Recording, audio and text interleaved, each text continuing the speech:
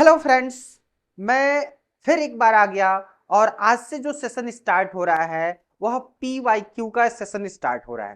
तो आज जो हम स्टार्ट करने जा रहे हैं वह नीट PYQ की बात करेंगे और वो भी कौन 2023 में जो एग्जाम हुआ था उसकी हम बात करने वाले हैं।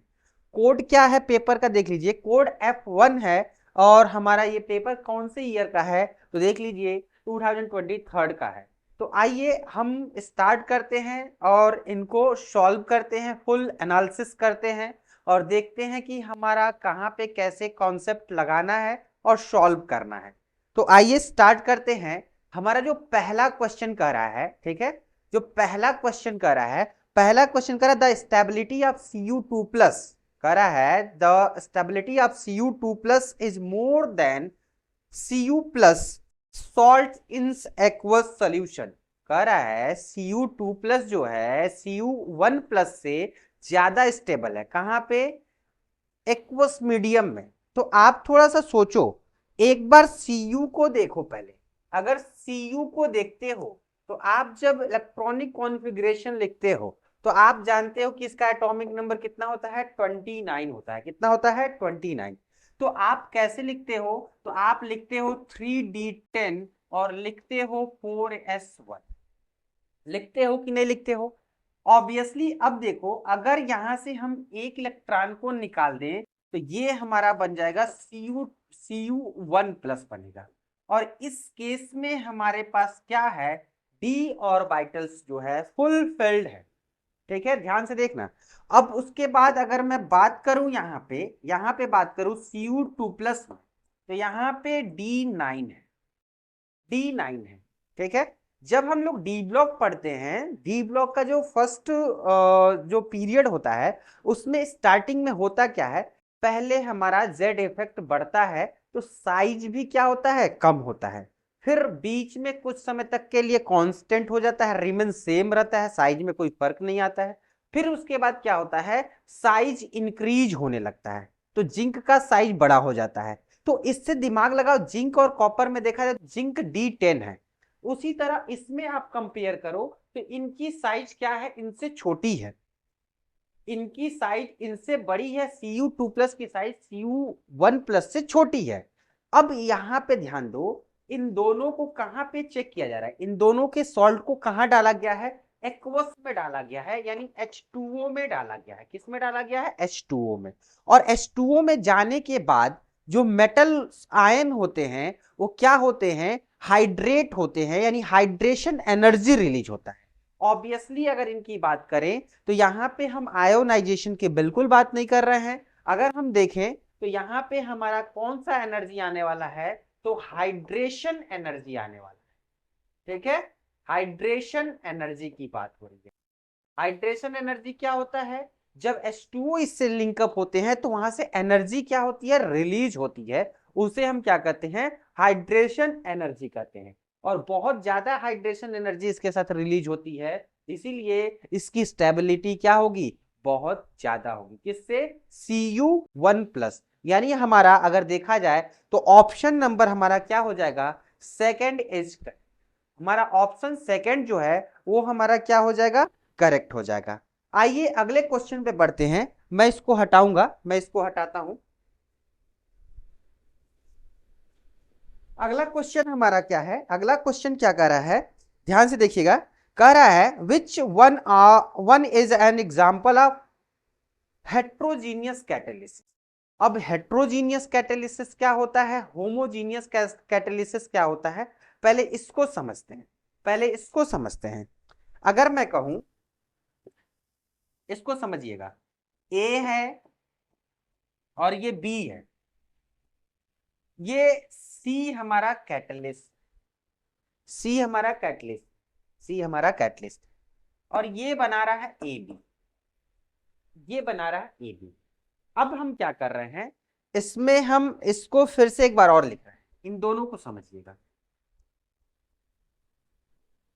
फिर मैंने कैटलिस्ट लिखा है, फिर मैंने ए बी बनाया है। सपोज करिए कि इनका फेज जो है गैस,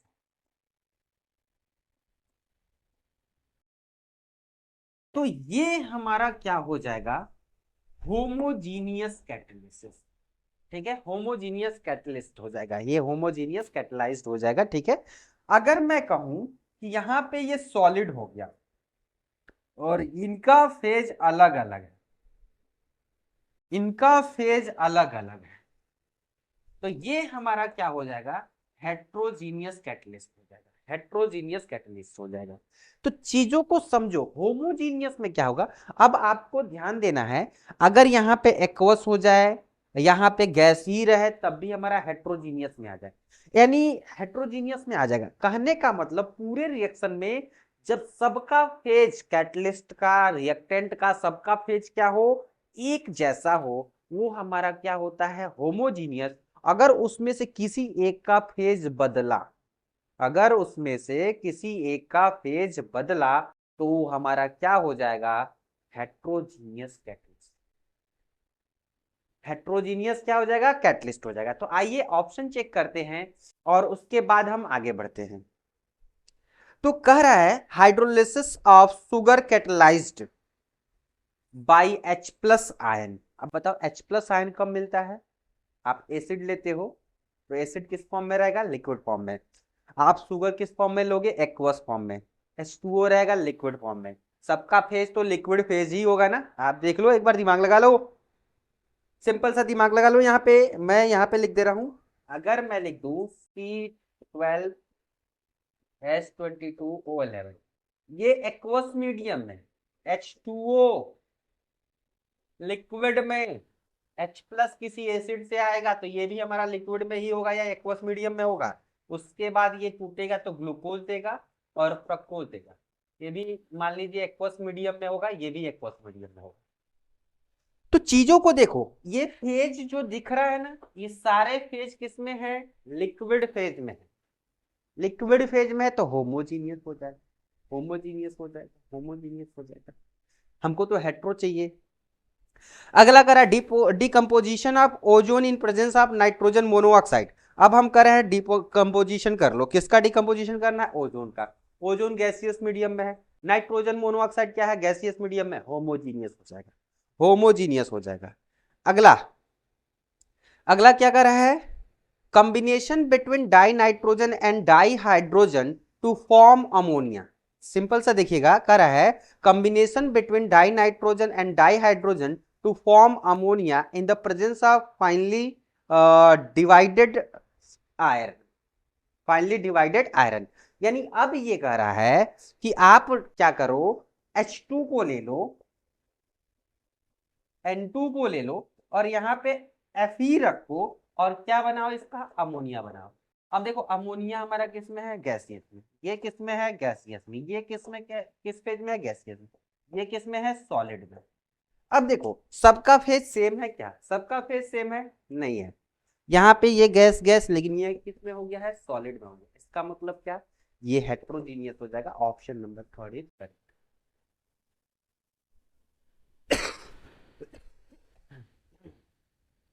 ऑप्शन नंबर 3 इज क्या हो जाएगा, करेक्ट। इसको मैं हटाता हूं, फिर मैं आगे बढ़ता हूं।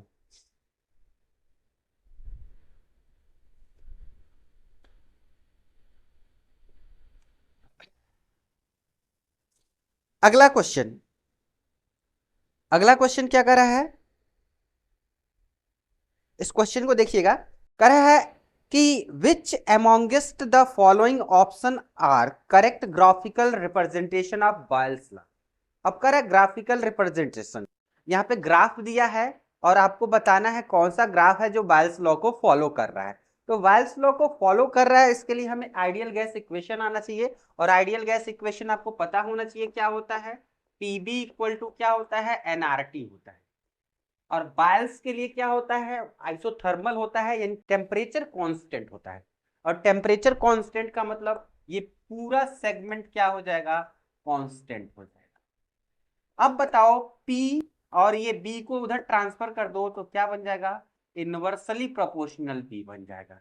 जहां पे आप देखोगे ग्राफ कुछ इस तरह का दिया होगा, जहां पे आप देखोगे ये P हो गया 1/B, T1 टेम्परेचर पे, टेम्परेचर इसके लिए कांस्टेंट है। फिर दूसरा आपने स्टार्ट किया T2 पे, तीसरा आपने स्टार्ट किया T3 पे। और टेम्परेचर हमारा क्या है, T3 सबसे ज्यादा होगा, T2 हो जाएगा T1। ये तो आपको बायल्स लॉ में बताया गया था। तो ये जहां पे देखो P वर्सेस 1/B जो ग्राफ बनता है वो स्ट्रेट लाइन आता है, वो स्ट्रेट लाइन आता है। जहां पे ये दिख रहा होगा वो ऑप्शन हमारा क्या हो जाएगा, करेक्ट हो जाएगा। तो आइए देखते हैं कि हमारा ऑप्शन कौन सा सही है। तो हमारा ऑप्शन जो सही है वो हमारा क्या है, फर्स्ट है। फर्स्ट देखिएगा, फर्स्ट ऑप्शन इज करेक्ट। अगला क्वेश्चन लेते हैं। अगला क्वेश्चन कह रहा है असर्शन और रीजन का क्वेश्चन है। कह रहा है कि reaction can have zero activation energy. क्या रिएक्शन का एक्टिवेशन एनर्जी जीरो हो सकता है, आप बताओ हमें। ऑब्वियसली हो सकता है। जो रेडिकल्स रिएक्शन होते हैं ना, रेडिकल समझ रहे हैं ना, फ्री रेडिकल्स, एनायन कैटायन वगैरह पढ़े होंगे, वो एक्टिवेशन एनर्जी की जरूरत नहीं पड़ती है, वो एक्टिवेशन एनर्जी उनका जीरो होता है। फिर कह रहा है the minimum extra amount of energy absorb by reactant molecule so their energy becomes equal to threshold value is called activation energy. Obviously सही है, ग्राफ से समझते हैं ना, ग्राफ से समझते हैं, इसको ग्राफ से समझते हैं। पहला तो ये जान लो कि किसी भी रिएक्शन का एक्टिवेशन एनर्जी जीरो नहीं हो सकता, सिर्फ उनका होगा जो रेडिकल्स वाले रिएक्शन होंगे, रेडिकल्स वाले होंगे। और दूसरा जो कह रहा है कि रिएक्टेंट कुछ एनर्जी एब्जॉर्ब करने के बाद किसके बराबर होते हैं, थ्रेशोल्ड एनर्जी के बराबर होते हैं। तो आइए दिखाते हैं। सही बात है। देखो ये रिएक्टेंट है, ये हमारा रिएक्टेंट है, और ये जो इतना है ये रिएक्टेंट एनर्जी है, रिएक्टेंट एनर्जी है, रिएक्टेंट एनर्जी है।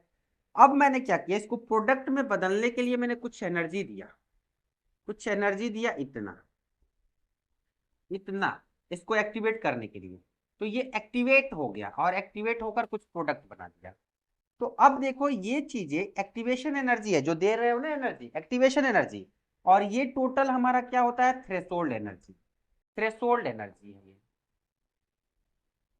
Threshold energy. सिंपल सा, सही बात है। कह रहा है कि हाँ रिएक्टेंट को अगर हम जो एनर्जी देते हैं उससे ये प्रोडक्ट बनने योग्य हो जाता है, यानी एक्टिवेट हो जाता है, तो हम उसे कह सकते हैं कि जो एनर्जी दे रहे हैं वो लेने के बाद ये टोटल एनर्जी किसके बराबर हो जाता है, threshold energy and threshold value के बराबर हो जाता है। तो हमारा ये वाला एनर्जी क्या कहलाएगा, एक्टिवेशन एनर्जी। एक बार और समझना, हमने कहा रिएक्टेंट है, उसको हमने कुछ एनर्जी दिया, तो वो एनर्जी और इनका पूरा सम जो होगा थ्रेशोल्ड वैल्यू के बराबर हो जाएगा। ऑब्वियसली सही है, जिससे हमारा रिएक्टेंट किस में कन्वर्ट होगा, प्रोडक्ट में कन्वर्ट होगा। तो हम ये कर सकते हैं ए और आर यानी असर्शन और रीजन दोनों सही है, लेकिन ये चीज दूसरा है और वो चीज दूसरा है। वो रिएक्शन के बारे में बता रहा है, ये इनके बारे में, रिएक्टेंट के बारे में बता रहा है, कब ये एक्टिवेट होंगे, कब ये प्रोडक्ट में बदलेंगे, कब उनकी एक्टिवेशन एनर्जी थ्रेशोल्ड एनर्जी के बराबर होगी। तो हम कहेंगे ए यानी assertion and reason are true, but R यानी reason is not explanation of A, यानी आर ए का एक्सप्लेनेशन नहीं है। ठीक है, आगे चलते हैं, इसको हटाते हैं, इसको हटाते हैं और अगला क्वेश्चन लेते हैं। अगला क्वेश्चन कह रहा है इन लेसन्स एक्सट्रैक्ट, ध्यान से देखिएगा, in Lassaigne's extract of organic compound both nitrogen and sulphur are present which give blood red color with Fe3+ due to the formation of। जो दो चार ऑप्शन दे दिए हैं, कोई दिक्कत नहीं है, दो चार ऑप्शन दे दिए हैं, उसमें ऑप्शन आपको दिख रहा होगा यहाँ पे साइड में। तो कह रहा है कि ब्लड रेड टेस्ट कौन देता है, थायोसाइनेट, याद है लेसन एक्सट्रैक्शन में थायोसाइनेट। लेकिन ये पूछ रहा है Fe3+ के साथ, ऑप्शन आपके पास दिया है और वो ऑप्शन आप देखकर बता सकते हो। पहली चीज तो ये जान लो, रेड ब्लड टेस्ट जो देता है वो कौन देता है, एससीएन देता है। ठीक है, लेकिन इसको किसके साथ लाना है, Fe3+ के साथ। किसके साथ लाना है, Fe3+ के साथ। तो आप देखो, आप देखो Fe3+ में जब ये जुड़ेगा तो क्या हो जाएगा, SCN, और Fe पे क्या आ जाएगा 2+। तो ये हमारा जहां पे दिख रहा होगा आपका आंसर सही है। पहली चीज आपको ये पता होना चाहिए, ये रेड ब्लड टेस्ट देता है, रेड ब्लड कलर देता है, ठीक है। और दूसरी चीज ये कि आप पहले चारों ऑप्शन को देखो, चारों ऑप्शन को, और क्वेश्चन को ध्यान दो। Fe3+ के साथ बोला है, Fe3+ के साथ बोला है तो पहला वाला तो गायब हो जाएगा। ये सोडियम थायोसाइनेट के साथ है, गायब कर दो। दूसरा दिया है वो साइनाइड है, उसको हटा दो। तीसरा ऑप्शन आपका हो जाएगा करेक्ट। क्यों? क्योंकि SCN पे -1, Fe पे 3+, तो ओवरऑल कितना 2+। Option number third is correct, option number third is correct. आगे बढ़ते हैं, आगे क्वेश्चन लेते हैं। अगला क्वेश्चन कह रहा है consider the following reaction and identify the product P। Product P को आइडेंटिफाई करना है। मैं यहां पे क्या करूंगा, रिएक्शन को लिख देता हूं और प्रोडक्ट बनाता हूं। देखिएगा यहां पे दे दिया है आपको, यहां पे दे दिया है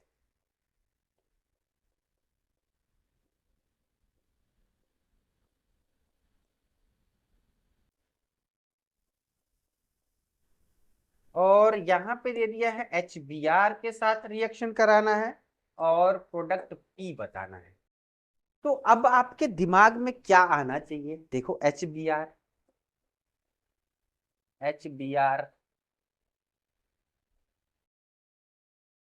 आपको दिख रहा होगा, ठीक है, ये हेलोजन एसिड है, नो डाउट। अब बात तो ये हमें समझनी है कि ये कैसे रिएक्शन करेगा, कैसे रिएक्शन करेगा, ठीक है। तो ये H+ सीधे आएगा इस O के पास, क्या बनाएगा, मैं यहां पे लिख रहा हूं, ये OH2 हो जाएगा। तो यहां आ जाएगा CH3 OH2, और इस पे क्या आ जाएगा, प्लस आ जाएगा। क्यों? क्योंकि ये दे रहा है ना इसको, क्या दे रहा है, पेयर ऑफ इलेक्ट्रॉन। जो देता है उसके ऊपर क्या आता है, प्लस आता है।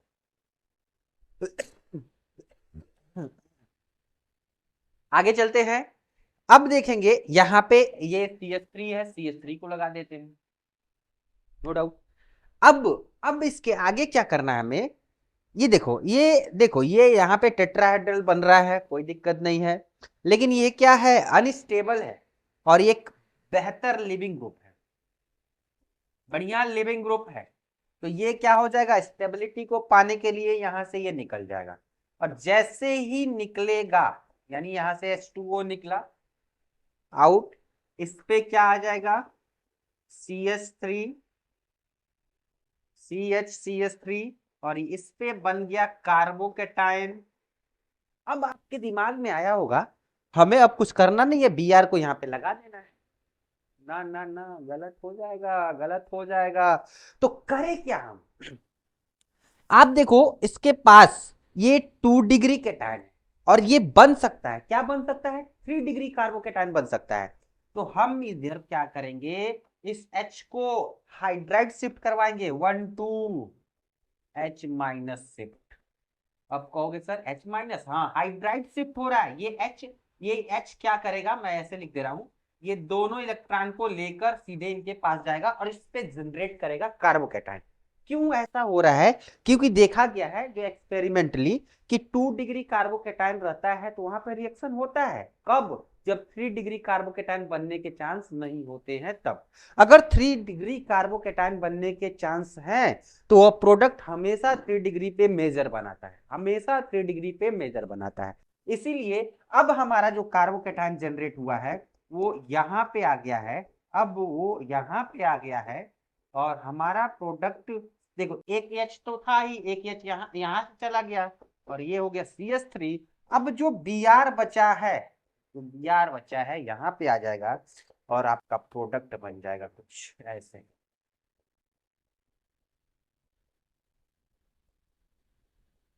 अब देखो ये ऊपर हो सकता है, नीचे हो सकता है, कहीं भी हो सकता है, यही आपका क्या है, प्रोडक्ट P है। यही आपका क्या है, प्रोडक्ट P है। विद मैकेनिज्म मैंने करके दिखा दिया, आप देख लो। ऑप्शन नंबर कौन सा हो जाएगा, तो आइए चेक करते हैं इसका ऑप्शन क्या होगा। तो इसका ऑप्शन हो जाएगा फोर्थ, इसका ऑप्शन हो जाएगा फोर्थ, चेक कर लो। आगे बढ़ते हैं,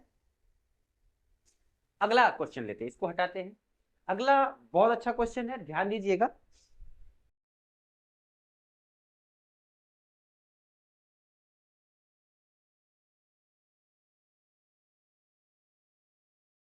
बात करूं अगला क्वेश्चन की, तो क्या करा है, अगला क्वेश्चन करा for a certain reaction the rate, rate कितना दिया है ध्यान से देखिएगा, मैं लिख रहा हूं यहाँ पे, रेट दे दिया है यहाँ पे, रेट दे दिया यहाँ पे, के दे दिया है, ये कांस्टेंट है, ये इस पे, ये 3 डिग्री 3 ऑर्डर वाला है, ऑर्डर कितना है इसका 3 है, देख लीजिएगा, थर्ड ऑर्डर बोल सकते हैं आप इसे, कोई दिक्कत नहीं। कह रहा है कि एक रिएक्शन है जिसका रेट दिया हुआ है यहाँ पे, थर्ड ऑर्डर का रिएक्शन है, कोई दिक्कत नहीं। आगे कह रहा है व्हेन इनिशियल कंसंट्रेशन ऑफ ए, ध्यान से सुनिएगा क्या कह रहा है, कह रहा है when initial concentration of A is tripled keeping concentration of B constant, B को कांस्टेंट रखना है, ए को आपको क्या करना है 3 से इंटू कर देना है, ठीक है। The initial rate would be, would करा increase by factor of 6, increase by factor of 9, increase by a factor of 3, decrease by factor of 9। तो ये चीजें समझने के लिए हम यहाँ क्वेश्चन पे आते हैं, तो इस रेट को मैं क्या करता हूं, आर बनाता, कोई दिक्कत नहीं। इस ए को 3 से इंटू कर देना है, 3 टाइम इसको कर देना है, तो आपको जो आर मिलेगा, अब इसको मैं आर डैश लिखता, आर डैश, तो ये के हो जाएगा, ये क्या हो जाएगा के हो जाएगा। अब यहाँ पे इसके अंदर हम इसमें क्या कर दिए 3 से इंटू कर दिए, स्क्वायर है स्क्वायर लगा दो, बी है बी को कांस्टेंट रखना है, रख दो कोई दिक्कत नहीं है। तो ये हमारा क्या बन जाएगा 3 3 जा 9, यानी 9 के आ जाएगा, ये बन जाएगा ए का स्क्वायर और ये क्या हो जाएगा बी का स्क्वायर, बी का स्क्वायर करना है बी हो जाएगा। अब ध्यान से देखो ये वैल्यू किसकी है, ये वैल्यू तो है आर की, यानी आर डैश इक्वल टू क्या आ जाएगा 9 आर आ जाएगा। तो हमारा कितना इंक्रीज हो रहा है 9 टाइम्स आर इंक्रीज हो रहा है, 9 टाइम्स।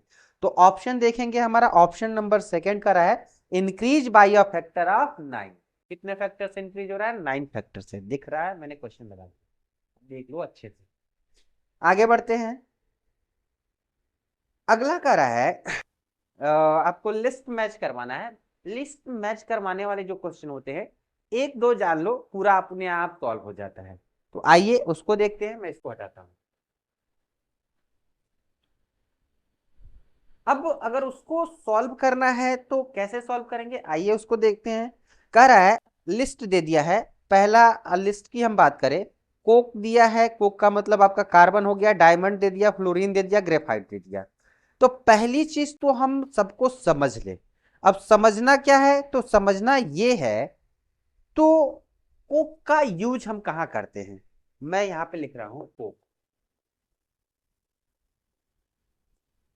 रिड्यूसिंग एजेंट की तरह आप यूज करते थे, याद आ रहा है, रिड्यूसिंग एजेंट की तरह हम सी को यानी कोक को यूज करते हैं, कोई दिक्कत नहीं, आप पढ़े होगे मेटलर्जी पढ़े होगे। अब आपको जो मैं क्वेश्चन बता रहा हूं उसमें से कुछ चैप्टर हट भी गए हैं, खैर कोई बात नहीं है, आप देख लो, ठीक है, अपने अकॉर्डिंग आप अपना मैनेज कर लेना। अब मैं आगे चलता हूं, दूसरा हमारा क्या है डायमंड। अब डायमंड की कहानी क्या है, इसमें आएगा sp3 हाइब्रिडाइज्ड कार्बन होते हैं, यानी हर कार्बन क्या होता है जान लीजिए 4 बॉन्ड से बंधा होता है, ठीक है, यानी sp3 हाइब्रिडाइज है। दूसरा हमारा क्या है, दूसरा करें, नेक्स्ट हमारा क्या है फ्लोरीन है, फ्लोरीन। अगर मैं बात करूं फ्लोरीन, तो फ्लोरीन क्या होता है, आप इसे C60 के नाम से भी जानते हो। इसमें जो स्ट्रक्चर होता है वो केज लाइक स्ट्रक्चर होता है। अब केज क्यों होता है, कुछ हेक्सागन बनता है, हेक्सागोनल, कुछ पेंटागोनल बनता है, इसकी वजह से इनकी ज्योमेट्री में क्या आता है कुछ केज बन जाते हैं, ठीक है, तो ये केज बनाता है, केज लाइक स्ट्रक्चर, ठीक है, केज लाइक स्ट्रक्चर। और आपको एक चीज और दिया होगा, मैं तो सबके बारे में वैसे लिख दे रहा हूं, इसके बारे में आपको पता है ना, लुब्रिकेंट के फॉर्म में यूज करते हैं, लुब्रिकेंट के फॉर्म में यूज करते हैं। तो आप ऑप्शन को मैच करिए। कोक, कोक हमारा क्या हो जाएगा, रिड्यूसिंग एजेंट की तरह हो जाएगा। हमारा डायमंड sp3 हाइब्रिडाइज हो जाएगा, मैंने सारा लिखा है। फ्लोरीन कैसा हो जाएगा, फ्लोरीन हमारा हो जाएगा केज लाइक मोलिक्यूल। और ग्रेफाइट हमारा क्या हो जाएगा, लुब्रिकेंट में यूज होता है। तो आप इसके हिसाब से ऑप्शन मैच करवाओ, ऑप्शन मैच करवाओ तो ऑप्शन हमारा second is correct, second is correct. ठीक है, आइए आगे बढ़ते हैं, अगला क्वेश्चन लेते हैं, मैं इसको हटाऊंगा।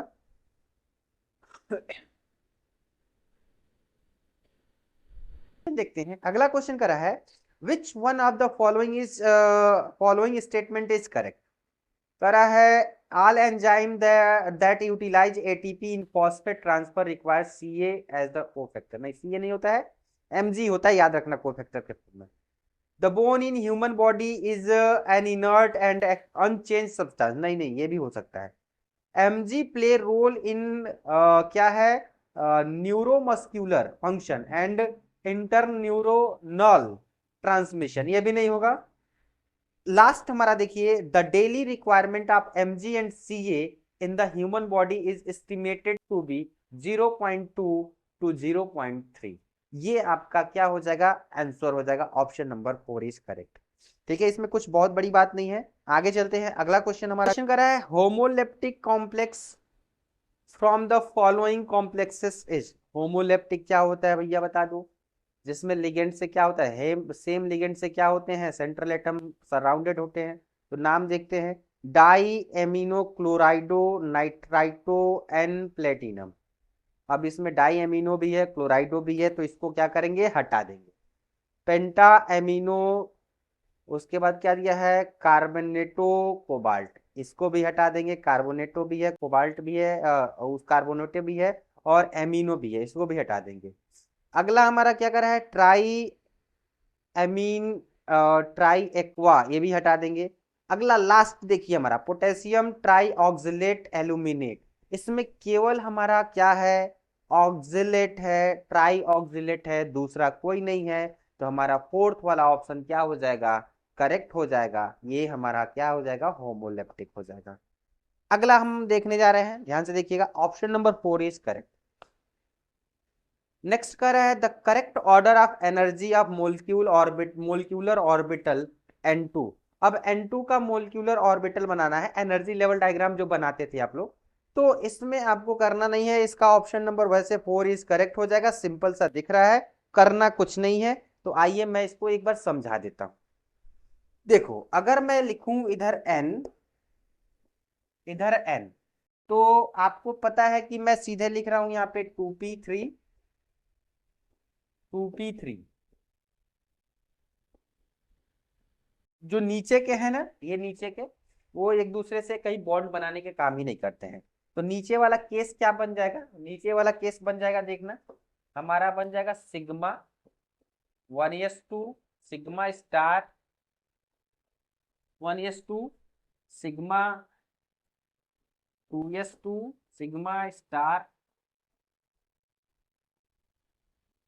2s2। अब बात आती है n की। अब n में हमारे पास कितने ऑर्बिटल्स हैं, देखिए 3, तीनों में एक एक इलेक्ट्रॉन, तीनों में एक एक इलेक्ट्रॉन। वेरी गुड, कोई बात नहीं, तीनों में एक एक इलेक्ट्रॉन। तो यहाँ पे क्या होता है, sp मिक्सिंग होता है, और sp मिक्सिंग होने की वजह से यहाँ पे 15 से नीचे के जो इलेक्ट्रॉन होते हैं ना, 15 टोटल नंबर ऑफ इलेक्ट्रॉन जो मैं बात कर रहा हूँ, एनर्जी लेवल डायग्राम बनाते हो, अगर दो आइडेंटिकल एटम है, दोनों को इलेक्ट्रॉन को सब जोड़ने पे 15 से नीचे आ रहा है, 14 आ रहा है, 13 आ रहा है, तो उसमें sp मिक्सिंग आता है। उस केस में क्या होता है, दो ऑर्बिटल नीचे जाए, तो यहाँ पे क्या हो जाएगा हमारा, पाई पी एक्स, पाई पाई पी वाई, ये दोनों एनर्जी में क्या होते हैं, बराबर होते हैं, एनर्जी लेवल ठीक होती है इनकी। अब नीचे ये ऊपर क्या आ जाएगा, यहाँ पे sigma 2p z, sigma 2p z। Lower वाले आपको पता होगा क्या होता है, लोअर वाले बॉन्डिंग होते हैं, लोअर वाले क्या होते हैं, बॉन्डिंग होते हैं। बीएमओ होते हैं, ऊपर वाले क्या होते हैं, एंटी बॉन्डिंग होते हैं। यहाँ पे हमारा क्या हो जाएगा, कुछ केस ऐसे हो जाएगा। तो आपको जहां ये ऑप्शन दिखेगा वही आंसर हो जाएगा। तो देखो यहां से इलेक्ट्रॉन आएगा, यहां से पहले नीचे वाला भर लीजिए, फिर इसको भर लीजिए। तो पहले ये आ रहा है, फिर ये आ रहा है, फिर ये, यहाँ पे इसको बोलते हैं पाई स्टार पीएक्स, इसको बोलते हैं पाई स्टार पीवाई, इसको बोलते हैं क्या है ये, सिग्मा स्टार टू पी। तो लिखिए यहाँ पे जहां आपको दिख जाए पाई पीएक्स, पाई पीवाई, ठीक है, ये दिख जाए, उसके बाद आ जाए sigma two p Z, sigma two p Z. Electron इसमें दो होंगे, इलेक्ट्रॉन मैंने लिखूंगा, कोई दिक्कत नहीं, इलेक्ट्रॉन नहीं लिखा हुआ तभी कोई समझ जाइएगा। उसके बाद आएगा ये pi star p x, pi star p y, and last आ जाएगा sigma star two p z. Option match करिए, ऑप्शन मैच करिए। देखिए इसमें हमने इलेक्ट्रॉन जो है ना, ये वाला मैं फिल किया हूं, ये वाला। अगर आप ये नहीं भी फिल करते हैं ना तो कोई बात नहीं है, ये नहीं भी फिल करते हैं तो कोई बात नहीं है, ठीक है। तो आपका ऑर्डर ये फॉलो होगा। तो ऑप्शन चेक करते हैं, तो ऑप्शन हमारा दिख रहा है, फोर्थ ऑप्शन इससे मैच कर रहा है, फोर्थ ऑप्शन इससे मैच कर रहा है, यानी option number fourth is correct, option number fourth is correct. तो आइए स्टार्ट करते हैं, आगे चलते हैं। अब देखिए आगे कह रहा है कि taking stability as a factor, as the factor which one of the following represent correct relationship. इसमें option number third is correct होगा, क्योंकि टीएल जो होता है ना +1 में और +3 में, ध्यान से देखिएगा, जो टीएल है, ये जो टीएल, ये टीएल है, ये +1 में और +3 में, ये दोनों में स्टेबल होते हैं, इसीलिए ये दोनों में क्या करेंगे, प्रोडक्ट बनाएंगे, ठीक है। ये देख लेना, हमारा ये हो जाएगा।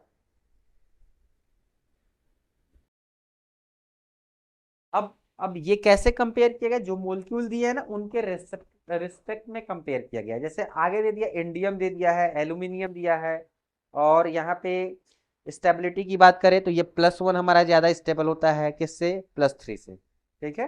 तो हमारा हमारा क्या हो जाएगा, ये वाला ज्यादा स्टेबल होगा, इसीलिए यहाँ पे हमारा ऑप्शन नंबर क्या हो जाएगा, यहाँ पे थर्ड इज करेक्ट हो जाएगा, थर्ड इज करेक्ट, ठीक है। अब अब कहोगे सर ये कैसे, एक्चुअली में आप सेल्डिंग इफेक्ट जान ही रहे हो, सेल्डिंग इफेक्ट जान ही रहे हो, सेल्डिंग इफेक्ट, सेल्डिंग इफेक्ट जान ही रहे हो, तो सेल्डिंग इफेक्ट की वजह से इफेक्टिव न्यूक्लियर चार्ज भी जान ही रहे हो, इफेक्टिव न्यूक्लियर चार्ज भी बढ़ता है जब आप चलते हो। तो कैसे आता है देखो, बी आता है, बी बोरान आता है, एल्यूमिनियम आता है, फिर से आपका जीए आता है, फिर क्या आता है, ईएन आता है, फिर थैलियम आता है। देखो सेल्डिंग इफेक्ट की अगर मैं बात करूं, सेल्डिंग इफेक्ट, और ये देखो लास्ट में दिख रहा है ना, लास्ट सेल्डिंग इफेक्ट यहाँ पे पुअर हो जाता है, सेल्डिंग इफेक्ट जो होता है यहाँ पे पुअर हो जाता है। अब सेल्डिंग इफेक्ट पुअर कहाँ कहाँ पे होता है, जब डी एंड एफ ऑर्बिटल से, यानी डी एंड एफ सबसेल आने लगते हैं, तो सेल्डिंग इफेक्ट क्या होता है, वहां पे पुअर हो जाता है, जिसे स्क्रीनिंग इफेक्ट के नाम से भी जानते हैं। उस समय जो इफेक्टिव न्यूक्लियर चार्ज होता है वो आउटर वाले इलेक्ट्रॉन को अपनी ओर खींच लेता है, ठीक है। और आउटर वाले इलेक्ट्रॉन खींच जाते हैं तो वो निकलना नहीं चाहते, निकालने के लिए ज्यादा एनर्जी देना पड़ता है, इसीलिए ये +1 में ज्यादा स्टेबल होता है, रिलेटिवली ज्यादा स्टेबिलिटी होता है किससे, टीएल। यहाँ पे पुअर सील्डिंग इफेक्ट होने की वजह से हो रहा है, ड्यू टू, मैं लिख दे रहा हूं, due to poor shielding effect, ठीक है, याद रखना है। Option number third is correct, ठीक है। आगे बढ़ते हैं, अगला क्वेश्चन हमारा क्या है, फिर से एसेशन और रीजन वाला क्वेश्चन है, कह रहा है helium is use to dilute oxygen in diving apparatus। सही बात है, कोई बात नहीं है। Helium is helium has highly क्या है, सॉल्युबिलिटी इन O2। अब देखो ये तो बात सही है, स्क्यूबा डाइवर वाला जब आप हेनरी ला का एप्लीकेशन पढ़ते हो उसमें स्क्यूबा डाइवर के बारे में बताया जाता है कि पहले क्या होता था, जब स्क्यूबा डाइवर जब अंदर जाते थे तो वाटर का प्रेशर पड़ने की वजह से नाइट्रोजन और ऑक्सीजन का अमाउंट होता था वो ज्यादा सॉल्युबल हो जाते थे बॉडी में। ज्यादा सॉल्युबल होने की वजह से जब बाहर आते थे तो बबल्स बन जाते थे और उनके बैंड्स में बहुत ज्यादा पेन होता था, जिससे उनकी लाइफ भी कम हो जाती थी। तो कहने का मतलब इस प्रॉब्लम को सॉल्व करने के लिए हीलियम को डाइल्यूट किया गया। हीलियम के डाइल्यूट हो जाने से क्या हुआ, ब्लड में जो सॉल्युबिलिटी थी वो कम हो गई, क्योंकि उतना ज्यादा तो सॉल्युबल चाहिए नहीं हमें। इसीलिए हीलियम को हम यूज करते हैं सॉल्युबिलिटी के फॉर्म में, स्क्यूबा डाइविंग के फॉर्म में, ऑपरेटस में। लेकिन ये जो दूसरा बोल रहा है, helium has highly solubility in oxygen. क्या आप ये बताओ, ये तो सही है, आपने समझ लिया कि हाँ सॉल्युबल होता है तभी तो मिक्स करते हैं, लेकिन पहले का दूसरे से कोई रिलेशन है क्या? पहले का कहीं दूसरे से रिलेशन है क्या? क्या पहले दूसरा हमारा रीजन क्या पहले को समझा पा रहा है क्या? नहीं समझा पा रहा है। इसका मतलब A and B are true, but R is not correct explanation of A। ठीक है, तो option number A is correct, option number A is correct हो जाएगा हमारा। ठीक है, आगे चलते हैं। अगला हमारा क्या है? अगला हमारा क्या कर रहा है, select the correct statement from the following. Correct statement आपको सेलेक्ट करना है। कह रहा है atom of all element are composed of two fundamental particle. ना ना, एकदम गलत है, गलत है, गलत है, गलत है। क्यों? क्या टू ही फंडामेंटल पार्टिकल होते हैं? अरे इलेक्ट्रॉन प्रोटॉन न्यूट्रॉन तीन वो होते हैं ना। चलो अगला। The mass of electron is 9.1 into 10 power something and 31 minus 31 kilo. सही है, सही है, बी वाला सही है। करा है अगला। अगला क्या करा है, all the isotopes of a given element show same chemical properties. एकदम सही है, सही है, एकदम सही है, बी सी सही है। आगे चलते हैं। डी करा है proton and electron are collectively, जब उनको कलेक्ट करके रखा जाता है तो उन्हें न्यूक्लियॉन्स बोला जाता है। ना ना, बिल्कुल गलत है। न्यूक्लियस को न्यूक्लियॉन बोलते हैं, उसमें प्रोटॉन प्लस न्यूट्रॉन होते हैं, ना कि इलेक्ट्रॉन होता है। यानी डी ऑप्शन गलत है। E Dalton atomic theory regarded the atoms and ultimate particle of matter. ये सही है, ये सही है। तो ऑप्शन हमारा B C E, option number B C, option number B C में क्या हो जाएगा, ऑप्शन आपका थर्ड सही हो जाएगा। Option number third is correct. आगे चलते हैं, अगला क्वेश्चन लेते हैं। अगला क्वेश्चन कर रहा है कि अगला क्वेश्चन लिखते हैं। अगला क्वेश्चन क्या कर रहा है, which of the following statement is or not correct. कौन सा स्टेटमेंट जो है करेक्ट नहीं है? Which of the following statement are not correct. Hydrogen is use to reduce heavy metal oxide to metals. बहुत बढ़िया, मेटल ऑक्साइड है, आप वहां पे हाइड्रोजन को यूज करो और हाइड्रोजन क्या करेगा, ऑक्सीजन को ले लेगा, मेटल को निकाल देगा।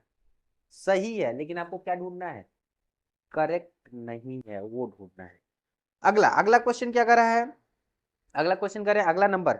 Heavy water is use to reduce study reaction mechanism. जो अगला हमारा है, अगला हमारा वो भी सही है। क्यों? क्योंकि वो भी रिएक्शन मैकेनिज्म में यूज होता है। ठीक है, हैवी वाटर यूज होता है रिएक्शन मैकेनिज्म में। तो अगला ऑप्शन क्या करें, hydrogen is use to make saturated fat from oils. ये भी आपका सही है, क्योंकि आप जानते हो ना, क्या करते थे, क्या करते थे, अनसैचुरेटेड को सैचुरेटेड करने के लिए आप H2 ऐड करते थे। तो वेजिटेबल ऑयल में आप H2 डालते थे तो वेजिटेबल घी बनता था, वनस्पति घी बनता था। याद आ रहा है ना? ठीक, यानी ये भी सही है। तो ऑप्शन बचता क्या है, दो ही ऑप्शन बचते हैं। तो दो ही ऑप्शन में आपको पता है बी तो सही है, लेकिन आपको चाहिए नहीं, वो गलत वाला चाहिए। आपको ये भी पता हो गया कि ए भी सही है, तो ए कहीं भी होगा उसको भी छोड़ देंगे, जहां बी होगा उसको भी छोड़ देंगे। तो option number second is correct. Simple सा फंडा है, देखो। The hydrogen bond dissociation enthalpy is lowest as compound to single bond between two atoms और एनी एलिमेंट। क्या हाइड्रोजन के एटम के बीच का बॉन्ड डिसोसिएट करना लोअर एनर्जी का काम है, हायर एनर्जी का काम है? तो ये आपका गलत हो जाएगा। ये क्या करा है, hydrogen reduces oxide of metals that are more active than iron, ना ना ना, ये गलत है। Option number second is correct. अगला क्या कर रहा है, कंपाउंड दिया है, और कंपाउंड दिया है, मैं उस कंपाउंड को लिखता हूं, कंपाउंड को लिखता हूं, मैं इसको हटाऊंगा।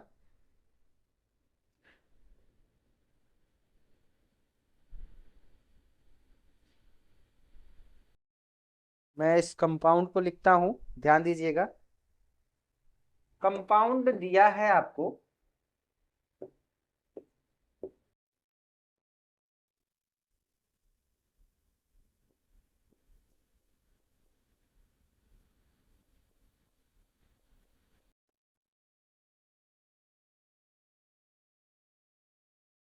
अब ऑप्शन सुनिएगा, कह रहा है is an example of aryl halide, allylic halide, vinylic halide, benzylic halide.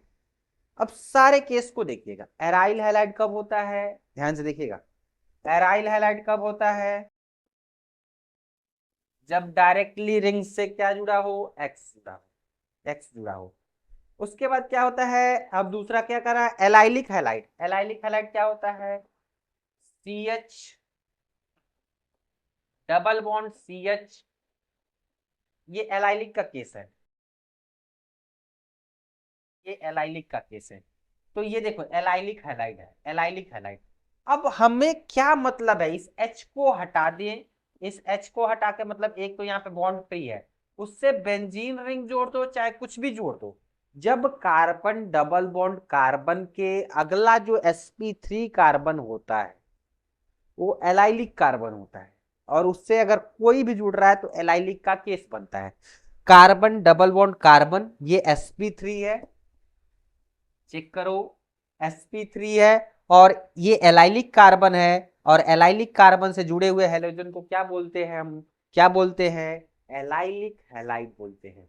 क्या बोलते हैं, एलाइलिक हैलाइड। तो इसमें देखो कार्बन डबल बॉन्ड कार्बन, ये क्या है, sp3, और उससे क्या जुड़ा है, हैलोजन। तो आपका आंसर क्या हो जाएगा, एलाइलिक हैलाइड। विनाइलिक के केस में क्या होता है, विनाइलिक के केस में क्या होता है, कार्बन डबल बॉन्ड कार्बन से डायरेक्ट जुड़ा रहता है कोई ग्रुप, तो उसे विनाइलिक बोलते हैं, ठीक है। बेंजाइलिक क्या होता है, बेंजाइलिक भी देख लो, बेंजाइलिक भी देख लो, इस कार्बन को बेंजाइलिक कार्बन और ग्रुप को जुड़े हुए बेंजाइलिक ग्रुप बोलते हैं, अगर हैलाइड है तो बेंजाइलिक हैलाइड। अगले क्वेश्चन को लेते हैं, इसको हटाते हैं, अगले क्वेश्चन को लेते हैं। अगला क्वेश्चन ZnHg कंसंट्रेशन में HCl, तुरंत याद आ जाना चाहिए, क्लेमेंसन रिडक्शन है, और क्लेमेंसन रिडक्शन में सीधे CO को क्या करते थे, CH2 में बदल देते थे। तो आप ऑप्शन मैच करना, मैं यहाँ पे बोल रहा हूँ, देखा, कंपाउंड दिया हुआ है आपको, कंपाउंड दिया हुआ है,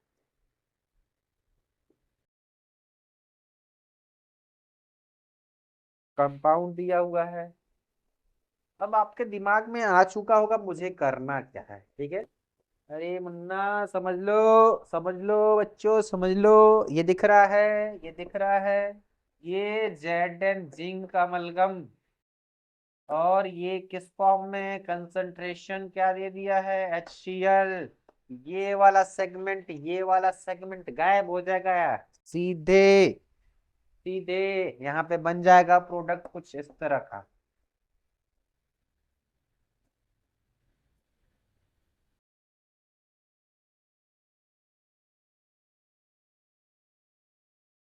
ये वाला जहां भी दिख रहा हो तुरंत लगा लो, क्यों, क्योंकि उसमें क्या होता था, ये ओ हटता था, वहां पे एच लग जाता था, सीधे क्लेमेंसन रिडक्शन, रिडक्शन करवा रहे हो ना, तो ओ को हटाओ, रिडक्शन हो जाएगा। चेक कर लो, ऑप्शन नंबर 4 इज करेक्ट। अगला हमारा क्या है, अगला कर है the conductivity of centimolar solution of KCl।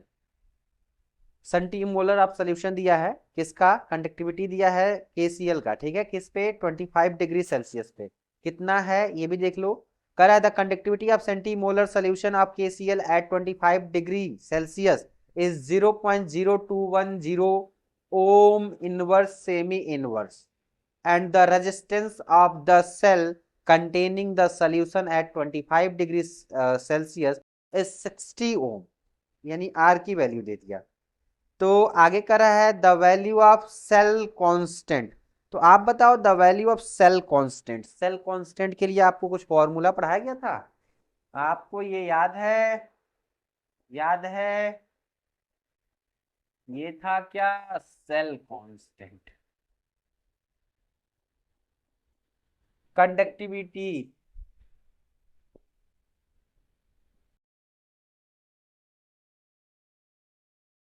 ये क्या था? 1/r। कंडक्टेंस रख देते हैं वैल्यू, क्या क्या दिया है वैल्यू, अब रखते हैं और सॉल्व करते हैं।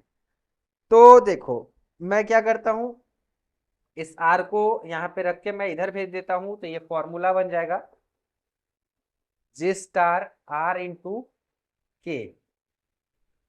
आर की वैल्यू कितना दिया हुआ है, सिंपल देख लो। के की वैल्यू कितना दिया है, ये दिया है 0.0210 इंटू 60। यूनिट देखना, तो इसका दिया है किसमें, ओम में दिया है, ओम में। इसका दिया है ओम इनवर्स, और किस में दिया है, सेमी इनवर्स। तो ओम इनवर्स से ओम कट जाएगा और ये सॉल्व कर लो, सेमी इनवर्स आ जाएगा, सॉल्व कर लो इसको, तो ये आ जाएगा 1 पॉइंट, देखो 1 पॉइंट कितना आ जाएगा, 26। इस तरह का आंसर देखो कहीं है क्या? Option number second is correct, option number second is correct. देख लो सारे देख लो, लग गया लग गया। अगला कह रहा है amongst the given option which of the following molecules ion act as Lewis acid. कौन है इसमें से जो लुईस एसिड की तरह बिहेव कर सकता है, क्या ये भी बताना पड़ेगा? आओ आओ बताते हैं, आ जाओ आ जाओ, आओ बताते हैं। लोगों को सब बताना पड़ेगा, सब बताना पड़ेगा, लेते हैं। भैया बता दो हमें, H2O क्या लुईस एसिड बन सकता है घर खाली, कहाँ रखोगे, नहीं खाली है। लुईस एसिड होता क्या है, जो लोन पेयर को एक्सेप्ट करे, जो लोन पेयर को डोनेट करे, वो लुईस बेस होता है। तो सिंपल सा याद रखना, इसके पास केस ही नहीं है।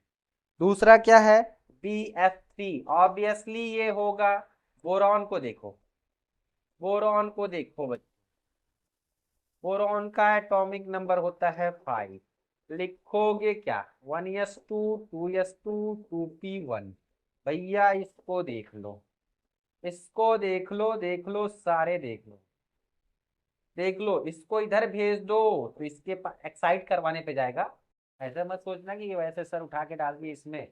देख लो घर खाली है, लोन पेयर ले सकता है, लुईस एसिड है। बाकी OH खुद माइनस में पड़ा है, उसके पास क्या औकात है। अमोनिया के पास घर नहीं है लेने को, तो रखेगा कहां से। तो ऑप्शन नंबर BF3 वाला जो है वो सही। आगे बढ़ते हैं, हाँ अगला देखते हैं। करा given below are two statement. Statement first करा है a unit formed by the attachment of a base to one position of sugar is known as nucleoside। बहुत अच्छी बात है, सही है सही है सही है सही है। ध्यान से सुनना, कह रहा है a unit formed by the attachment of base to one position of sugar। अगर हम बेस को क्या करें, अटैच करें पहले नंबर के पोजीशन से, ठीक है, तो वो हमारा क्या कहलाएगा, न्यूक्लियोसाइड कहलाएगा, न्यूक्लियोसाइड कहलाएगा। अगला क्या कर रहा है, when nucleoside is linked with two phosphate. अगर कह रहा है when nucleoside is linked with phosphorous acid, sorry phosphorous acid, किस पोजीशन पे, फिफ्थ पोजीशन पे, तो उसे हम न्यूक्लियोटाइड बोलते हैं। ना ना गलत है, अगर हम शुगर के फिफ्थ पोजीशन पे फॉस्फेट जोड़ते हैं तब न्यूक्लियोटाइड होता है, और यहाँ पे फॉस्फोरस एसिड की बात कर रहा है। तो हमारा स्टेटमेंट सेकेंड इज क्या हो जाएगा, सेकेंड इज हो जाएगा हमारा इनकरेक्ट, यानी फर्स्ट करेक्ट है, सेकेंड वाला क्या है, इनकरेक्ट है। आगे बढ़ते हैं, आगे बढ़ते हैं, आगे चलते हैं। अगला हमारा क्या है, the relation between n m जहां nm क्या है, the number of permissible value of magnetic quantum number for the given value of azimuthal quantum number. तो बच्चों ये इसमें तो सीधे सीधे फॉर्मूला वाला केस है, फॉर्मूला वाला केस है। ऑप्शन नंबर देख लो, ऑप्शन नंबर जो लास्ट वाला है ना, यही उसका फॉर्मूला है। ठीक है, ये देख लो, ये उसका फॉर्मूला है। क्योंकि आप पढ़ते हो ना एन एम, ये देख लो, ये 2l+1 पढ़ते हो। ठीक है, तो यहीं से बना लो, इसको भेज लो, एल की वैल्यू निकाल लो, एजीमुथल क्वांटम नंबर की एल की वैल्यू, ये हो जाएगा। आगे बढ़ते हैं, अगला क्वेश्चन कह रहा है amongst the following the total number of species not having 8 electron around the central atom in its outer most shell is. अब कुछ आपके पास कंपाउंड्स दिए हुए हैं और उसमें आपको बताना है किसके पास 8 इलेक्ट्रॉन नहीं है। तो मैं इसको हटाऊंगा और मैं आगे बताऊंगा। मैं इसको हटाता हूं और आगे देखो भैया, NH3 3 और 2 को लोन पेयर 8 है, 8 है, 8। हमें तो जो 8 नहीं है वो लेना है। ठीक है, 8 नहीं है वो लेना है। AlCl3, AlCl3 हो जाएगा। AlCl3 के पास 6 इलेक्ट्रॉन होते हैं, 6 इलेक्ट्रॉन। ये कोवैलेंट बॉन्ड बनाया है, ठीक है, डाइमेराइज होता है। तो ये 6 इलेक्ट्रॉन हो गया। उसके बाद कह रहा है BeCl2, भैया देख लो देख लो, 4 इलेक्ट्रॉन, 4 इलेक्ट्रॉन। उसके बाद CCl4, CCl4 8 इलेक्ट्रॉन, इसको नहीं लेना है। अगला PCl5 5 बॉन्ड यानी 10 इलेक्ट्रॉन, 1 2 3, तीन ही हुआ, तीन ही हुआ। हाँ, तो ऑप्शन नंबर 4 इज करेक्ट, यानी 3, 3 आपका आंसर हो जाएगा, 3। चलो आगे आइए, अगला देखते हैं। Inter nuclear forces are forces of attraction and repulsion between interacting particles that will include। तो इसमें तो सिंपल सा आपका क्या हो जाएगा, देखो क्या क्या दिया है, डाइपोल डाइपोल फोर्सेस इसमें दोनों होते हैं, इंट्रैक्शन होंगे, रिपल्सन भी होंगे, कोई दिक्कत नहीं। डाइपोल इंड्यूस डाइपोल, इसमें भी इंट्रैक्शन रिपल्सन दोनों होंगे। हाइड्रोजन बॉन्डिंग, हाइड्रोजन बॉन्डिंग की अगर बात करें तो इसमें भी आपका आ जाना चाहिए, 1 मिनट मैं चेक कर लूँ। हाँ, हाइड्रोजन बॉन्डिंग में भी आ जाएगा, कोवैलेंट बॉन्डिंग में नहीं आएगा। कोवैलेंट तो सीधे क्या बनता है, एक सॉलिड सा बॉन्ड बनता है। तो ऑप्शन आप मैच कर लो, जिसमें आपको दिया हो डिस्पर्सन फोर्सेस, उसमें भी अट्रैक्शन रिपल्सन आएंगे ही आएंगे। तो जिसमें डी ना हो वही ऑप्शन लगा दो। तो देखो, डी 3 में दिए हैं, एक में नहीं दिया है, तो आप तुरंत टिक कर दो, second option is correct, second option is correct, second option is correct. आगे चलते हैं, अगला हमारा क्या है, कह रहा है स्टेटमेंट दिया है a metallic sodium dissolve in liquid ammonia giving a deep blue solution which is paramagnetic। सही बात है, कोई दिक्कत नहीं। the deep blue solution is due to the formation of amide, गलत बात है। ठीक है, तो A is correct, A is correct but R is false, option हो जाएगा। अमोनिया में जब आप सोडियम डालते, सोडियम के बाद मेटेलिक सोडियम, हाँ, तो डीप ब्लू कलर देता है, लेकिन एमाइड नहीं बनाता, इसीलिए आपका ये आपका ऑप्शन नंबर सेकंड हो जाएगा। अगला कह रहा है अनडिजॉल्विंग एल्कली मेटल, नहीं अगला दूसरा है। The element expected to form a largest ion to achieve the nearest noble gas configuration. अब बताओ सबसे लार्जेस्ट कौन है जो नोबल गैस कॉन्फ़िगरेशन को कंप्लीट करने के लिए इलेक्ट्रॉन चाहिए। देखिए, एफ, एफ को सिर्फ एक इलेक्ट्रॉन चाहिए, नोबल गैस आ जाएगा, नोबल गैस। एन को 3 इलेक्ट्रॉन चाहिए, तब नोबल गैस आएगा। ठीक है, सोडियम को एक निकालना होगा, एक निकालना होगा, सोडियम को एक निकालना होगा, तब नोबल गैस आएगा, क्योंकि मेटल है तो निकालेगा। ऑक्सीजन जो है ना, ऑक्सीजन को 2 चाहिए, 2 चाहिए, ये निकालेगा, इसको 2 चाहिए, तब नोबल गैस आएगा। तो ऑब्वियसली देख लो सबसे ज्यादा किस में रिक्वायरमेंट है, इलेक्ट्रॉन का, एन में, तो एन सही हो जाएगा, ऑप्शन नंबर सेकंड इसका। अगला क्वेश्चन लेते हैं, करें some tranquillisers are listed below, which one of the following belong the barbiturates. तो ये तो आपका सिंपल सा है। बारबिटेरेट्स का बारबिटेरिक एसिड जो होता है उसका जो डेरिवेटिव होता है वो क्या होता है, बारबिटेरेट्स होता है। और वेरनॉल को वेरनॉलॉल, चलिए अगला देखते हैं। Some tranquillisers are listed below, which one of the following belongs to barbiturates. तो बारबिटेरेट्स की अगर हम बात करें तो वेरनॉल जो होता है वो डेरिवेटिव होता है बारबिटेरिक का। और बारबिटेरिक जो होता है उसे हम कंसिडर करते हैं कैसे, कैसे यूज करते हैं, बारबिटेरेट से। ठीक है, तो वेरोनॉल हो जाएगा, वेरोनल आपका आंसर हो जाएगा। ठीक, आगे चलते हैं। अगला क्वेश्चन कर रहा है, आपको बताना है इन इक्वेशन, इन इक्वेशन ध्यान से देखिएगा, इन इक्वेशन यहां पे मैं लिख रहा हूं delta r G equal to minus n F E cell, तो बच्चा बच्चा जानता होगा। ठीक है, कह रहा है कि in equation delta r G equal to n F E cell minus में है, डिपेंड ऑन एन। सही बात है, अगर एन एन पे डिपेंड करेगा, एन और एफ पे, अगर एन पे डिपेंड करेगा ये कोई बात नहीं है, सही डिपेंड कर रहा है, आप देख लो। दूसरी चीज, E cell is a intensive properties and delta r is extensive properties. तो आपका देखो सही तो दोनों है।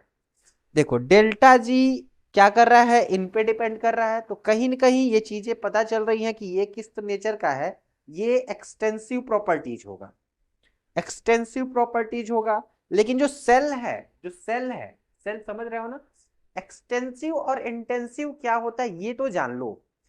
इंटेंसिव और एक्सटेंसिव हमारा क्या होता है, जो एक्सटेंसिव होता है मास पे, वॉल्यूम पे जो डिपेंड करता है, जो कैटेगराइज करने पे, डिवाइड करने पे, उस पे डिपेंड करता है, उसे हम एक्सटेंसिव बोलते हैं।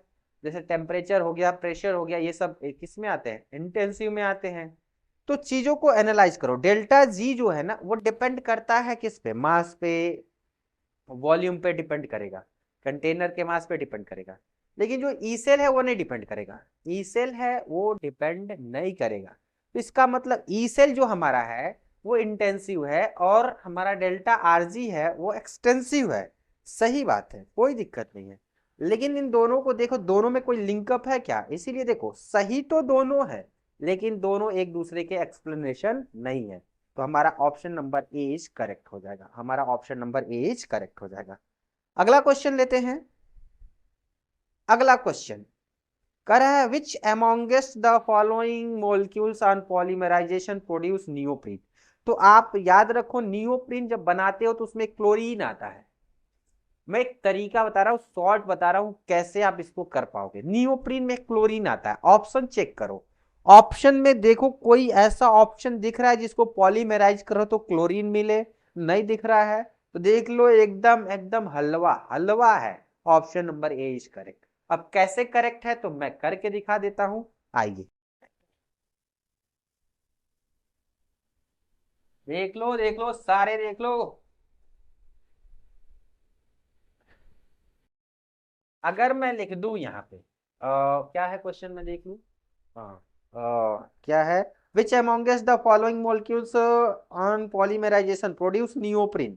नियोप्रिन की बात हो रही है। चलो,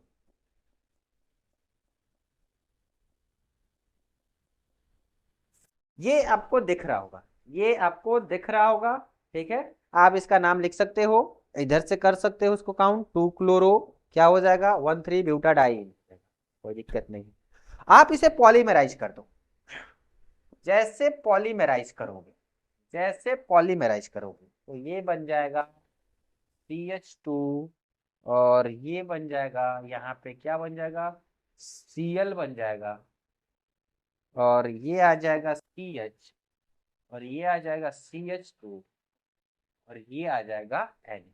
यही आपका क्या होता है देख लो, यही आपका क्या होता है, नियोप्रिन होता है। आप कहोगे सर ये बॉन्ड तोड़ा, हाँ बॉन्ड जब मैंने तोड़ा ना तो देखो ये इधर से ये बॉन्ड यहाँ पे शिफ्ट हो गया और ये फ्री हो गया, ये एक दूसरे से लिंकअप होते हैं तभी तो ज्यादा ये जुड़ के पॉलीमर बनाएंगे।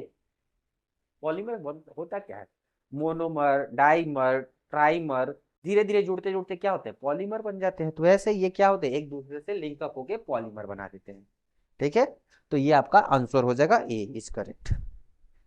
अगला कह रहा है आपको बताना है सी प्रोडक्ट क्या होगा।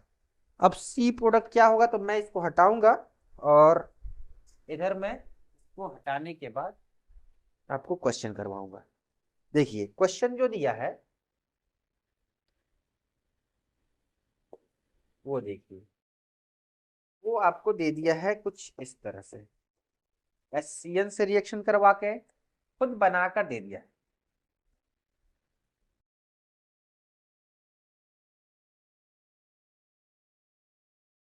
ठीक, बना दिया, कोई बात नहीं, साइनोहाइड्रिन, ये बी बना दिया, ए है। अब आपको बताना है सी क्या होगा। तो सी में आपको दे दिया है कंसंट्रेशन में H2SO4। अब H2SO4 है तो H तो मिलेगा ही मिलेगा, और सी बताना है, सी क्या होगा।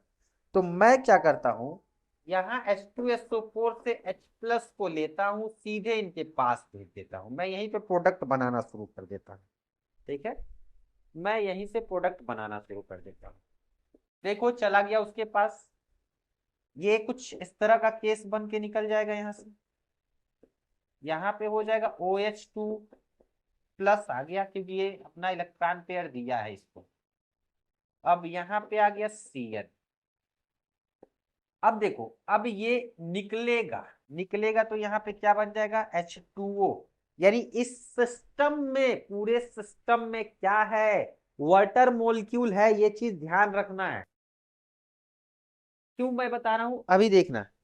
अब यहाँ पे दिखेगा आपको, यहाँ पे पॉजिटिव चार्ज जनरेट हो जाएगा, और यहाँ से H को लेगा, यहाँ से H को लेगा और शिफ्ट होगा, फिर H प्लस यहाँ से निकल जाएगा।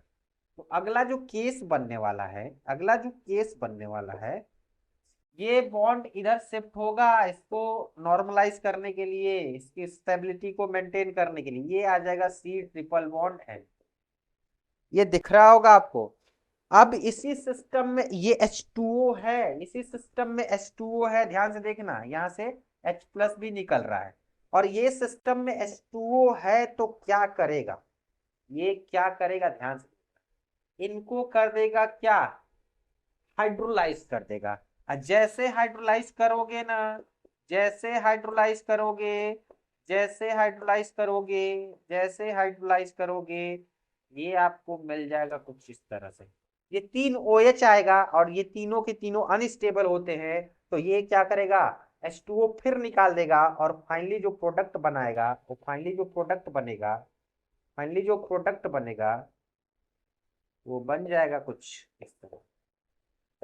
तो जहां पे ये ऑप्शन दिखे वही आपका आंसर हो जाएगा बच्चों, जहां पे ऑप्शन दिखे वही ये आंसर हो जाएगा।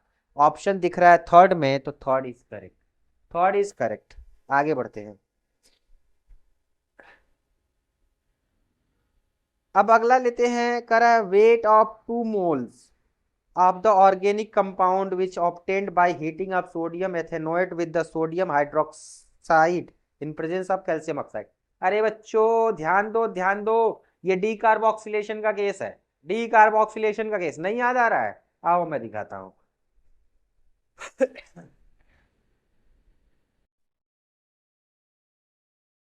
अब तुम लोगों को इतना भी बताना पड़ेगा। चलो, 2 मोल बनाना है, और क्या लेना है, और क्या लेना है, तो सोडियम एथेनोएट लेना है। सोडियम एथेनोएट, तो सोडियम एथेनोएट हम लिख देते हैं यहाँ पे CH3COONA। सोडियम एथेनोएट बना लिए हमने, कोई दिक्कत नहीं है। तो अब अगर मैं कहूं कि इसको रिएक्शन किससे करवाना है, सोडियम हाइड्रोक्साइड से, NaOH। तो अब देखो ये सेगमेंट, और सीधे कैल्शियम ऑक्साइड रखना है, कैल्शियम ऑक्साइड। तो कहीं ना कहीं चीजें आपको पता होनी चाहिए कि 2 मोल बनाना है, तो 2 मोल बनाने के लिए मैंने 2 लिख दिया।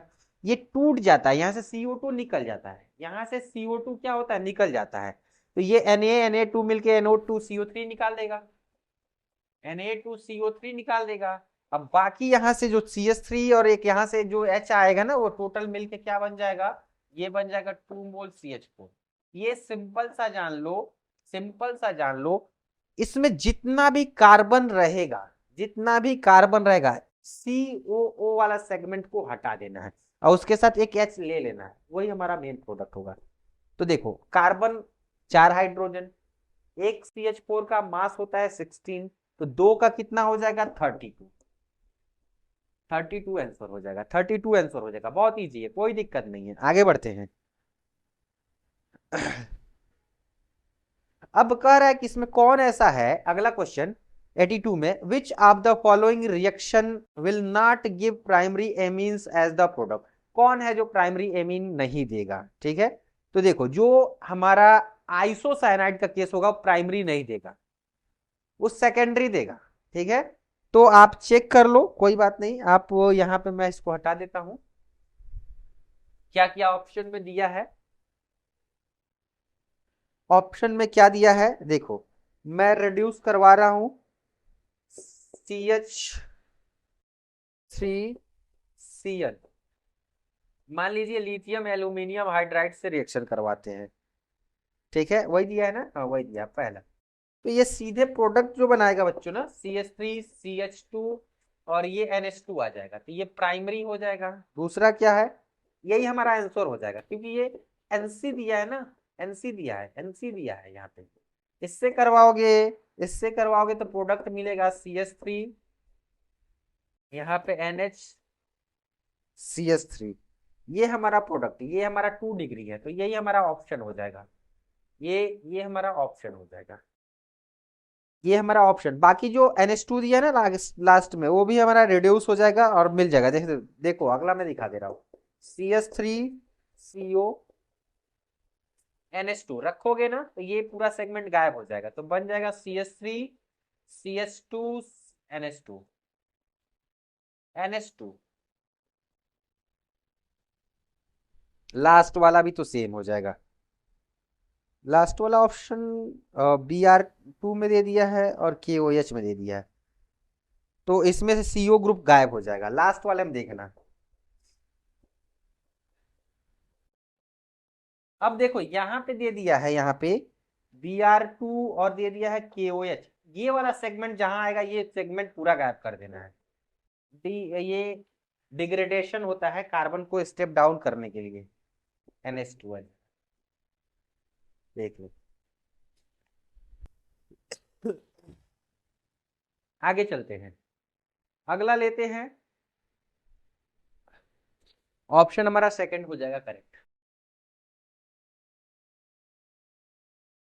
चलिए आगे बढ़ते हैं और अगला लेते हैं।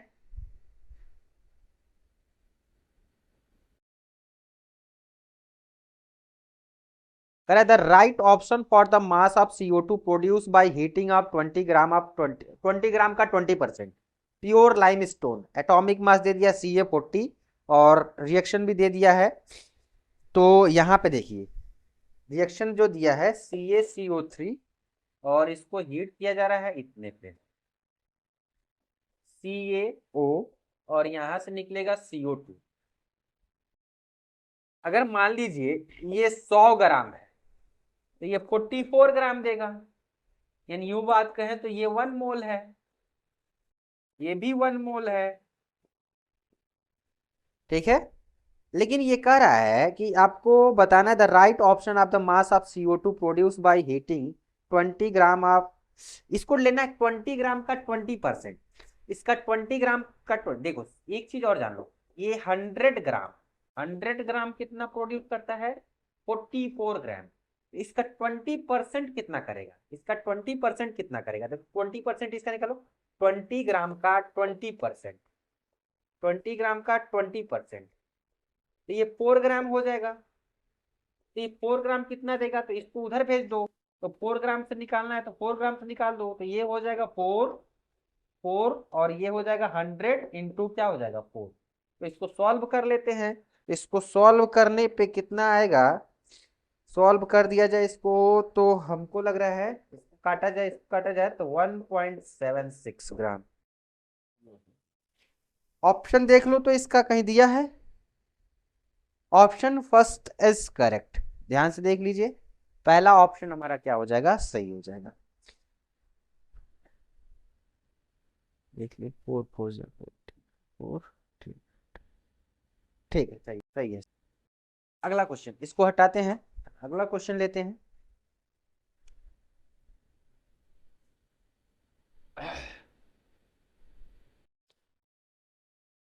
अगला मैं क्वेश्चन पहले लिख दूं यहाँ पे।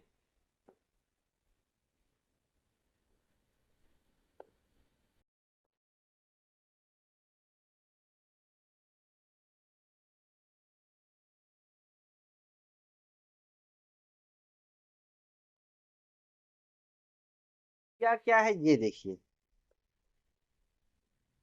Cu2 Br2 HBr सेकेंड दे दिया है,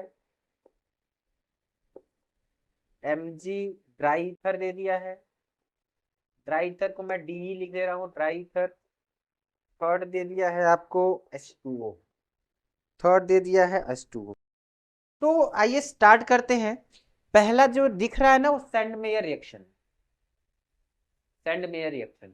अगर यहाँ पे Cu और HBr होता तो गैटरमान हो जाता, थोड़ा सा माइनर माइनर डिफरेंस है, ठीक है। जब ये इस रिएक्शन करवाओगे ना, पहला स्टेप देगा इसमें केस ये वाला, तो मैं लगा दे रहा हूं Br। दूसरा आपको Mg से करवाना है। देखो ये जो पहला स्टेप मैंने किया ना, पहला स्टेप है send mayor, send mayor, send mayor. अब यहाँ पे दूसरा जो स्टेप करना है वो Mg है, वो भी ड्राई ईथर के प्रेजेंस में। तो जैसे Mg रखोगे तो वो ग्रिग्नार्ड रिएजेंट बन जाता है। तो मैं कुछ इसको ऐसे सजा कर लिखता हूं, ऐसे मैं लिख रहा हूं, बीच में आ जाएगा Mg और ये हो जाएगा Br। अब इस पे H2O डालो, H2O डालते हो तो कहीं ना कहीं आपको पता है H प्लस OH माइनस का केस जनरेट होगा। तो ये प्लस है तो इसके पास जाएगा और ये माइनस है तो इसके पास आएगा। सॉरी गलत हो जा रहा है, ये ऐसे उल्टा हो गया। ये माइनस है तो प्लस वाले के पास जाएगा इस पे, और ये प्लस है तो इसके पास जाएगा। तो फाइनली जो बनने वाला चीज मिलेगा आपको, जो बनने वाला चीज मिलेगा वो आपको मिलेगा बेंजीन। कौन कैसे, तो देखो यहां से ये सेगमेंट हट जाएगा, पूरा H लग जाएगा, तो H अंदर लिख लो ऐसे, साथ में निकल जाएगा MgOH यार। बेंजीन जहां आपको दिखे वही आपका आंसर हो जाएगा, देख लो, ठीक है। कहीं दिख रहा है benzene? Option number first is correct. ये तो बच्चा बच्चा बता लेगा, बच्चा बच्चा बता लेगा, जानते हैं इसको। चलिए आगे बढ़ते हैं, अगला क्वेश्चन देखते हैं। अगला क्वेश्चन कर रहा है the number of sigma bonds comma pi bonds and lone pair of electron in pyridine। pyridine में आपको सिग्मा पाई लोन पेयर बताना है, तो मैं लिख देता हूं सिग्मा पाई LP, ठीक, लिख देता हूं। और pyridine में बनाता हूं, ये लोन पेयर हो गया, तो लोन पेयर तो मैंने लिख दिया एक। पाई बॉन्ड तो 3 हो गया, कोई बात नहीं।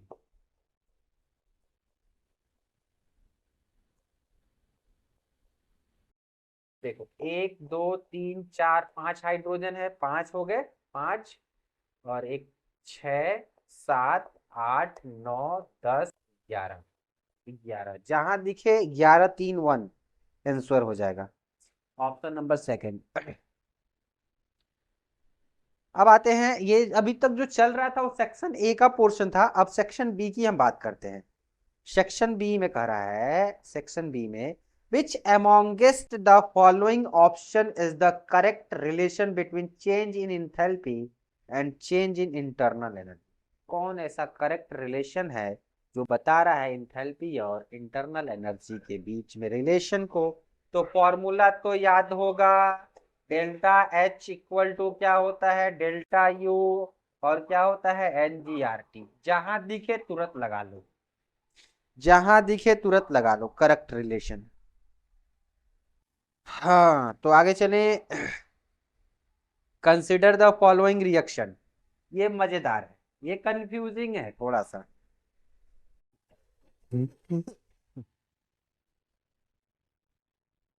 आइए अगला क्वेश्चन लेते हैं, मजेदार है, इंटरेस्टिंग।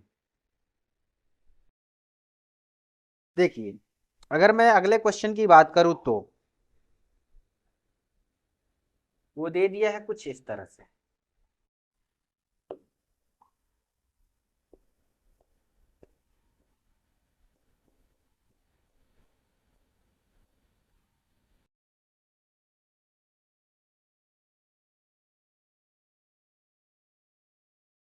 अब रिएक्शन करवाना है HI और बताना है A प्लस बी यहाँ पे बनेगा, उसमें से A और B के प्रोडक्ट के बारे में बताना है। अब आप सोचो कि HI बेहतर H देगा, I देगा, तो अब मैं डायरेक्टली यही से रिएक्शन को ले लेता हूँ, इसको मैं हटाता हूँ, A और B अभी अब बनेगा, आप देखिए। ये H प्लस को मैं ऐसे लिख देता हूँ, पहले H को लेकर चलता हूँ। ये पेयर ऑफ इलेक्ट्रॉन सीधे इनको देगा, तो कुछ केस ऐसे बन जाएगा, ऐसे बन जाएगा CH2OH यहाँ पे आ जाएगा प्लस, और ये बन जाएगा कुछ इस तरह से।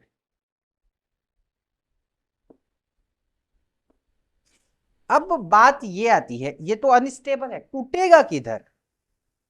इतना सेगमेंट टूटेगा कि इतना सेगमेंट टूटेगा? कई लोग के दिमाग में तो यही चीजें चल रही होगी। तो बच्चों ध्यान दो, ये अगर यहां से टूटेगा ना तो इसके ऊपर कार्बोकेटायन जनरेट होगा, और ये हाईली अनस्टेबल होता है, तो पॉसिबल नहीं है यहां से टूटने का। तो ये इधर से तो बिल्कुल नहीं टूटेगा, तो टूटेगा किधर से? ये इधर से टूटेगा, ये इधर से टूटेगा। तो ये सेगमेंट निकल गया, तो ये सेगमेंट जैसे निकला तो ये बन गया क्या? अब मैं उसको सीधा लिख रहा हूं, OH यानी फिनॉल बन गया, फिनॉल बन गया। और यहाँ पे जो जनरेट होगा, ध्यान से देखिएगा, यहाँ पे जो जनरेट होगा वो CH2 प्लस यानी कार्बोकेटायन। ये स्टेबल है, क्यों स्टेबल है? स्टेबल इसलिए क्योंकि रेजोनेंस में पार्टिसिपेट कर लेता है, और इस पे कर देगा आई अटैक, आई माइनस।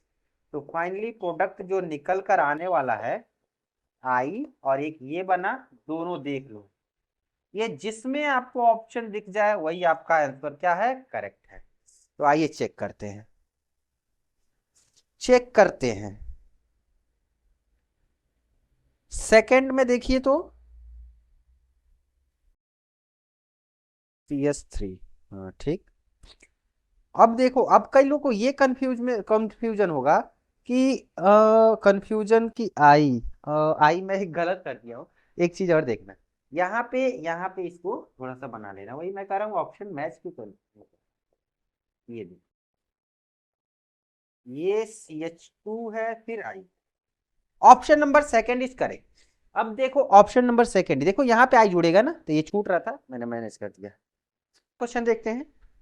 नेक्स्ट क्वेश्चन जो है आपका आंसर हो जाएगा second, C and D only incorrect है, बाकी करेक्ट है, क्योंकि B2O3 to B2O4 to B2O5 तक क्या होता है, एसिडिक कैरेक्टर इंक्रीज करता है, और B2O4 को डिजोल्व करते हैं एसिड में, तो बनाता है क्या? वो बनाता है BO2 प्लस बनाता है, BO2 प्लस बनाता है। यानी आपका ये दोनों आंसर क्या है, ये आपका C एंड D रॉन्ग है, इसीलिए आपका यही आंसर हो जाएगा, आंसर नंबर सेकंड हो जाएगा, ठीक है। तो इस पे टिक कर लेना, बाकी सब सही है, बाकी सब सही है, कोई दिक्कत नहीं है। CRO जो है ना बेसिक होता है, और वो एम्फोटेरिक होता है Cr2O3, तो ये सही ही है। और all transition metal except scandium form monoxide which are ionic, ये भी सही है, ठीक है। तो इसमें कुछ बात नहीं है, आगे चलते हैं। अगला क्वेश्चन करा, which amongst the following will be most readily dehydrated under acidic condition? कौन है जो एसिडिक कंडीशन में बहुत ही रीडली क्या होगा, डिहाइड्रेट होगा? तो इसके लिए मैं रिएक्शन लिखता हूं, फिर करके दिखाता हूं। मैं इसको हटाता हूं,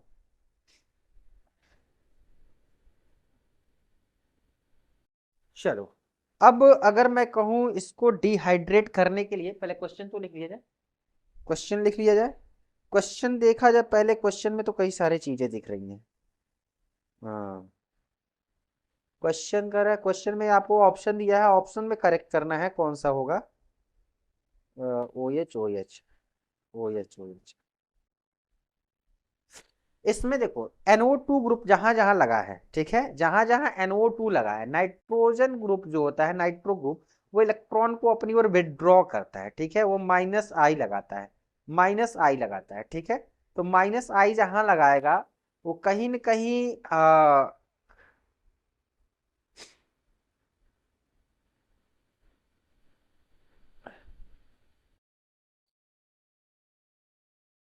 चलिए अगला क्वेश्चन देखते हैं। अगला क्वेश्चन हमारा जो है, which amongst the following will be most readily dehydrated under acidic condition. Acidic condition में कौन है जो बड़ा आसानी से डिहाइड्रेट हो जाएगा। तो मैं यहाँ पे लेता हूँ पहला जो ऑप्शन दिया है, पहला ऑप्शन मैं लेता हूँ, पहला ऑप्शन दे दिया है CH3, और दे दिया OH, यहाँ पे लिख दिया है HOH। ये देखो, अब मैं कह रहा हूं कि इसको एसिड दो, एसिड के कंडीशन में लेना है। एसिड के कंडीशन में ये क्या करेगा, सीधे इसको देगा, सीधे इसको देगा, देगा कि नहीं देगा। तो यहाँ पे भी तो H है, यहाँ भी तो H है, लिख सकते हैं। तो ये केस बन जाएगा यहाँ पे CH3 COH H। इस H को लिखो या ना लिखो कोई दिक्कत नहीं है, H, और ये बन जाएगा OH2 प्लस, और ये हो जाएगा, ये अनस्टेबल है, ये तुरंत निकलेगा, निकलेगा तो केस कुछ हो जाएगा, ये इधर आ जाएगा, ये इधर आ जाएगा, तो ये हमारा फिर बन जाएगा, ये H प्लस फिर रिलीज हो गया, H प्लस फिर रिलीज हो गया, तो ये हो जाएगा COH, और ये H मैंने फिर लिख दिया, ये लिख दिया, ये लिख दिया, और यहाँ पे डबल बॉन्ड। ये जो H प्लस है वो फिर क्या करेगा, इनसे ये जाकर जुड़ेंगे, फिर बनाएगा क्या यहाँ पे, फिर क्या बना देगा यहाँ पे CH3COH2 प्लस बना देगा, अब CH2H प्लस बना देगा। तो इस केस में हमें देखने को मिल जाएगा यहाँ पे COH2 प्लस बन गया, यहाँ पे ये H प्लस यहाँ से ले लिया, और ये हमारा H है ही इसके पास, और ये हमारा केस कुछ ऐसे बन जाएगा। अब यहाँ पे देखो ये निकलेगा, तो ये निकलेगा तो इसे भी H चाहिए, तो मैं क्या कर रहा हूँ, यहाँ से एक H उठाकर इसको प्रोवाइड करवा रहा हूँ, ये जाएगा सेगमेंट, तो ये H क्या करेगा, ये दे देगा, फिर से यहाँ से H प्लस रिलीज हो जाएगा, तो कुछ केस हमारा इस तरह का बन जाएगा, कुछ केस हमारा इस तरह का बन जाएगा, कुछ केस हमारा इस तरह का बन जाएगा। तो अगर देखा जाए ऑप्शन सब में, तो ये हमारा पहला जो ऐसा है वो सबसे बेस्ट डिहाइड्रेट होने के लिए रेडी होगा। क्यों, क्योंकि दूसरे में देखो, दूसरे में आप करोगे तो दिक्कत आ गई, क्योंकि उसमें नाइट्रो ग्रुप लगा है, तीसरे में भी नाइट्रो ग्रुप लगा है, और चौथे में भी अगर करते भी हो तो एक ही डिहाइड्रेट होगा, यहाँ पे जब करोगे तो ये दोनों के दोनों डिहाइड्रेट हो, ये भी जाएगा ये भी जाएगा, तो फाइनल प्रोडक्ट ये मिल जाएगा। तो फाइनल प्रोडक्ट तो पूछा नहीं है, तो आपका आंसर क्या हो जाएगा, ए। अगला देखते हैं, the reaction that does not take place in blast furnace between 900K to 1500K temperature range during extraction of iron. I think ये आपके उससे हट गया है, तो इसको लेने का कोई मतलब नहीं है, तो इसको छोड़ देते हैं। जो चीजें हट गई हैं मैं उसको नहीं बता रहा हूँ, ठीक, आगे चलते। Identify the major product obtained in the following. अब देखो यहाँ पे आपको मेजर प्रोडक्ट बताना है, तो और आपको पता है क्या दे दिया है, टॉलन रिएजेंट दे दिया है, टॉलन टेस्ट करवाते हो, हाँ, वो केवल क्या करता है, एल्डिहाइड को ही क्या करता है, एल्डिहाइड को ही क्या करता है, क्या करता है, एल्डिहाइड को ऑक्सीडाइज कर देता है। तो देखो ये दे दिया है, आपके दिमाग में है तो देख लो, ये कीटोन ग्रुप है, इस पे टॉलन का कोई असर नहीं पड़ता है, ये है एल्डिहाइड, और ये दे दिया है टॉलन, और टॉलन दे दिया है तो क्या करना है, टॉलन रिएजेंट,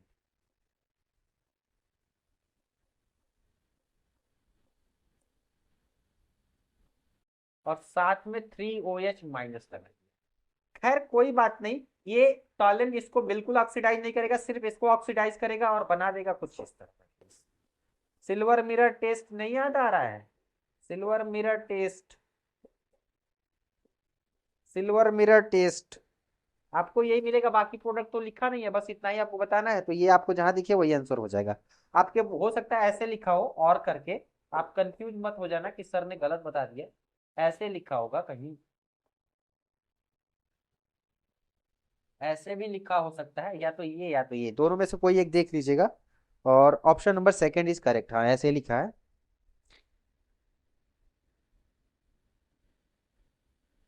करे है what fraction of one edge centre octahedral, शायद इसको हमें लेने की जरूरत नहीं है, सॉलिड स्टेट हट चुका है, आएगा नहीं दोबारा, कोई बात नहीं है, ठीक है, इसको हटा। हेलो बच्चों, आओ आगे देखते हैं, आगे देखते हैं अगला हमारा क्वेश्चन क्या कर रहा है। अगला क्वेश्चन क्या है देखेंगे। अगला क्वेश्चन हमारा कर रहा है the equilibrium concentration of the species in the reaction A plus B equilibrium C plus D are 2 3 10 6, 2 3 10 6। ये देखिए ए प्लस बी 2 3 3 10 और डी 6, ये सबके सब कंसंट्रेशन है, सबके सब कंसंट्रेशन है, दिए हुए हैं। और कितने पे है, 300 केल्विन पे है, 300 केल्विन पे है। आर की वैल्यू दे दिया है 2 कैलोरी मोल पर केल्विन, टेम्परेचर दे दिया है 300। आपको निकालना है delta G not. Delta G not की वैल्यू अभी हम रख लेंगे, कोई दिक्कत नहीं है। पहले तो हम के इक्विलिब्रियम निकालें, पहले के इक्विलिब्रियम निकालें। के इक्विलिब्रियम इक्वल टू क्या हो जाएगा, 10। आपको पता है ना कैसे निकालते हैं, सी डी हो जाएगा प्रोडक्ट अपॉन रिएक्टेंट, और ये ए और ये हो जाएगा बी, वैल्यू रख देंगे। तो ये हो जाएगा 10 इंटू 6 और ये हो जाएगा 2 इंटू 3, तो ये हो जाएगा 60 और ये हो जाएगा 6 इक्वल टू 10। 10 तो वैल्यू आ गई, 10 तो वैल्यू आ गई। अब हमें क्या करना है, डेल्टा जी की वैल्यू निकालना है। तो डेल्टा जी इक्वल टू क्या होता है, minus R T l n K equilibrium. K equilibrium तो पता ही है आपको, के इक्विलिब्रियम पता ही है, तो आप रख लेंगे। तो आर टी की वैल्यू की बात करें तो आर की वैल्यू दे दिया है 2, और टेम्परेचर कितना दे दिया है 300। ये एल एन के इक्यू कितना निकला है 10 निकला है, तो ये पूरा सेगमेंट ही रख लेना है 2। एल एन टू की भी वैल्यू दिया है क्या इसमें, एल एन टू की वैल्यू नहीं दिया है। एल एन टू की अगर वैल्यू नहीं दिया है तो हम इसको क्या करेंगे, कन्वर्ट कर लेंगे। कैसे कन्वर्ट करेंगे, ध्यान से देखिएगा। हम इसको कन्वर्ट करेंगे, हम इसको कन्वर्ट करेंगे, कैसे कन्वर्ट करेंगे ध्यान से। हमको लगा कि इसकी वैल्यू दे दिया है। एल एन इक्वल टू क्या होता है, एल एन इक्वल टू मैं लिख दूं यहाँ पे, एल एन इक्वल टू होता है 2.303 लॉग बेस ई, ठीक है। तो यहाँ पे हम फिर से रखते हैं 2.303, और ये हो जाएगा लॉग, और के इक्यू की वैल्यू 10। ये सेगमेंट पूरा 1 हो जाएगा, बस इसका इंटू कर देना है। तो इसका इंटू करेंगे तो ये 600 आएगा, इंटू 2.303 करना है। तो इंटू करते हैं, ये 2 जीरो से ये पॉइंट यहाँ आ जाएगा, तो मैं सीधे यहाँ पे लिखता हूँ, यहाँ पे delta G naught equal to हो जाएगा यहाँ पे 6 इंटू और 230.3। अब इंटू कर लीजिए, 6 से 3 में करोगे 18 का 8, और ये हो जाएगा पॉइंट, तो ये हो जाएगा 1, और ये हो जाएगा 18, और ये हो जाएगा 12 एंड 13। देखो इतना कहीं आंसर दिया है क्या, इतना कहीं दिया है क्या, हाँ देखो option number second is correct, option number second is correct, option number second is correct. आप चेक कर लो, इतना आंसर आ जाएगा। अगला चलते हैं, consider the following compound species. पूछ रहा है कौन कौन है इसमें से हकल रूल फॉलो कर रहा है। भैया हकल रूल बताने के लिए आपको 4n+2 equal to pi electron आपको पता होना चाहिए। मैं इसको हटाऊंगा, मैं इसको हटाऊंगा, ठीक है।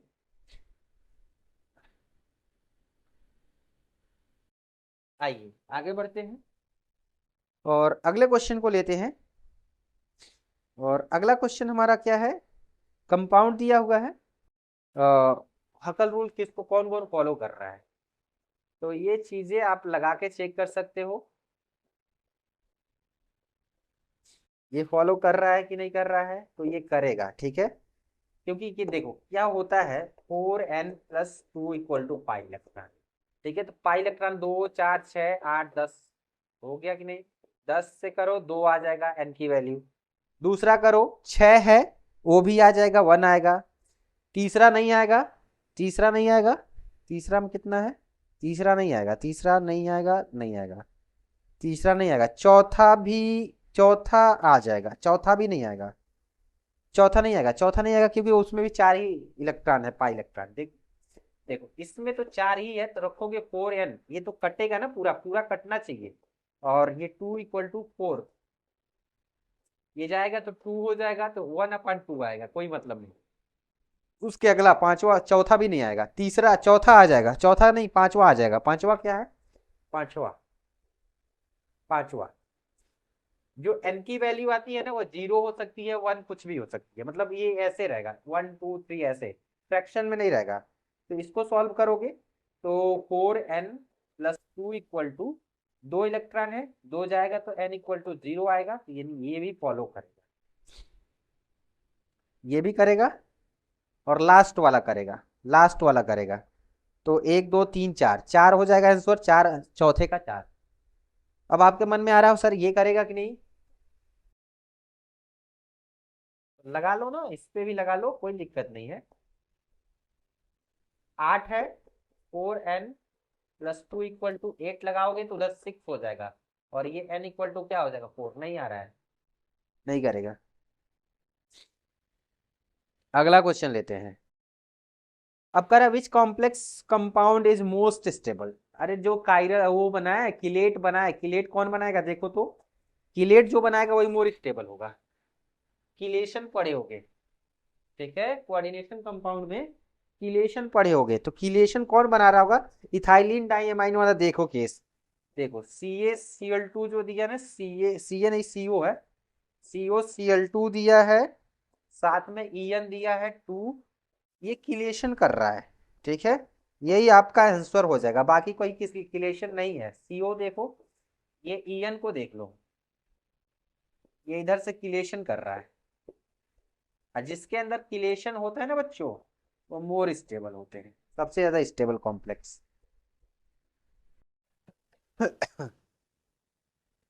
आगे चलते हैं, ये बैलेंसिंग वाला केस है, बैलेंसिंग वाला केस है, ठीक है, तो मैं डायरेक्टली लिख दे रहा हूं, ये बैलेंसिंग वाला केस है। आइए इसको मैं हटाता हूं,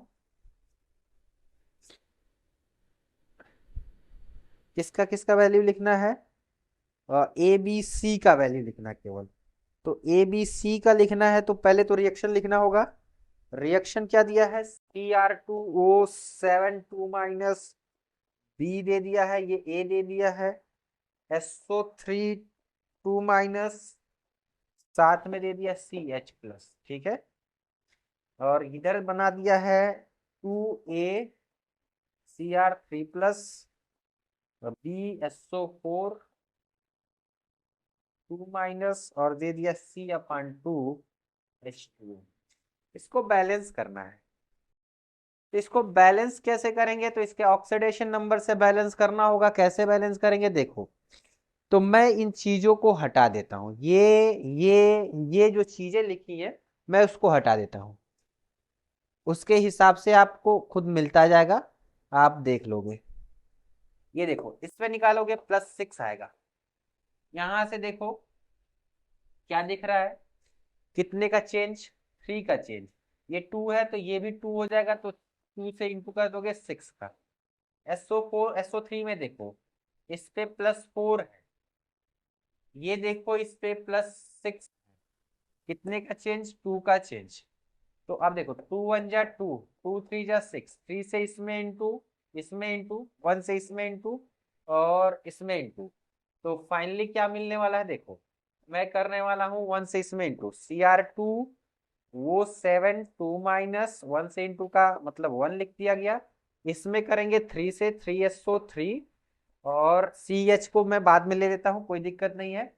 और मैं आगे चलता हूँ, इधर इधर चलता हूँ, तो इसमें कितने से इंटू करना है, इसमें इंटू करना है 1 से, तो 2Cr3+, और इसमें करना है 3 से, तो 3SO4 2 इतना हो गया, देख लो, देख लो इतना हो गया।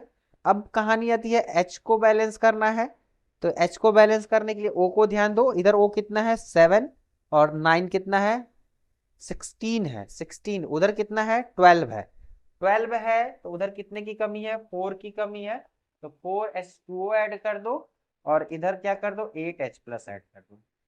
तो देखो ए की वैल्यू कितनी आ गई 1, बी की वैल्यू कितनी आ गई 3, सी की वैल्यू कितनी आ गई 8।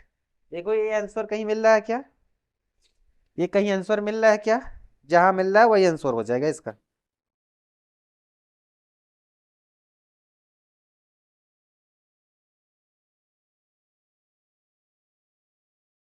चलिए अगला लेते हैं। करा है given below two statement, the nutrient deficiency water bodies lead to eutrophication. अगला करा है eutrophication lead to decrease in the level of oxygen in the water bodies. Actually में देखो स्टेटमेंट जो फर्स्ट है वो इनकरेक्ट है, स्टेटमेंट जो सेकंड है वो हमारा ट्रू है। स्टेटमेंट सेकंड इज करेक्ट और स्टेटमेंट फर्स्ट इज इनकरेक्ट, तो आप सिंपल सा लगा लेना थर्ड नंबर का आंसर। अगला चलते हैं, अगला क्वेश्चन लेते हैं। डी प्रोडक्ट बनाना है, बताना है कौन सा होगा डी। मैं पूरा रिएक्शन साथ में लिखता चल रहा हूं। देखो CH3 है, CHO है, और यहाँ पे रख दिया गया है एल्यूमिनियम, लिथियम एल्यूमिनियम हाइड्राइड। और ये क्या करेगा, रिड्यूस करेगा, साथ में इसको H2O, साथ में H+ भी थोड़ा सा डाल दिया गया है, ये बना देगा एल्कोहल, एल्कोहल बना देगा। अब देखो H2SO4 डाला गया, साथ में हीट, तो यहां से क्या होगा, एक H इसका और ये इसका, ये वाटर यहाँ से निकल जाएगा, तो ये बन जाएगा CH डबल बॉन्ड, यहाँ CH2 डबल बॉन्ड CH2। फिर डाला गया इसमें क्या, HBr डाला गया है, मार्कोनिकॉफ हो जाएगा, तो हो जाएगा CH2Br और ये हो जाएगा CH3। ठीक है, अगला केस डाला गया इसमें, इसमें डाला गया है ब्रोमोबेंजीन डाला गया है, ब्रोमोबेंजीन डाला गया है।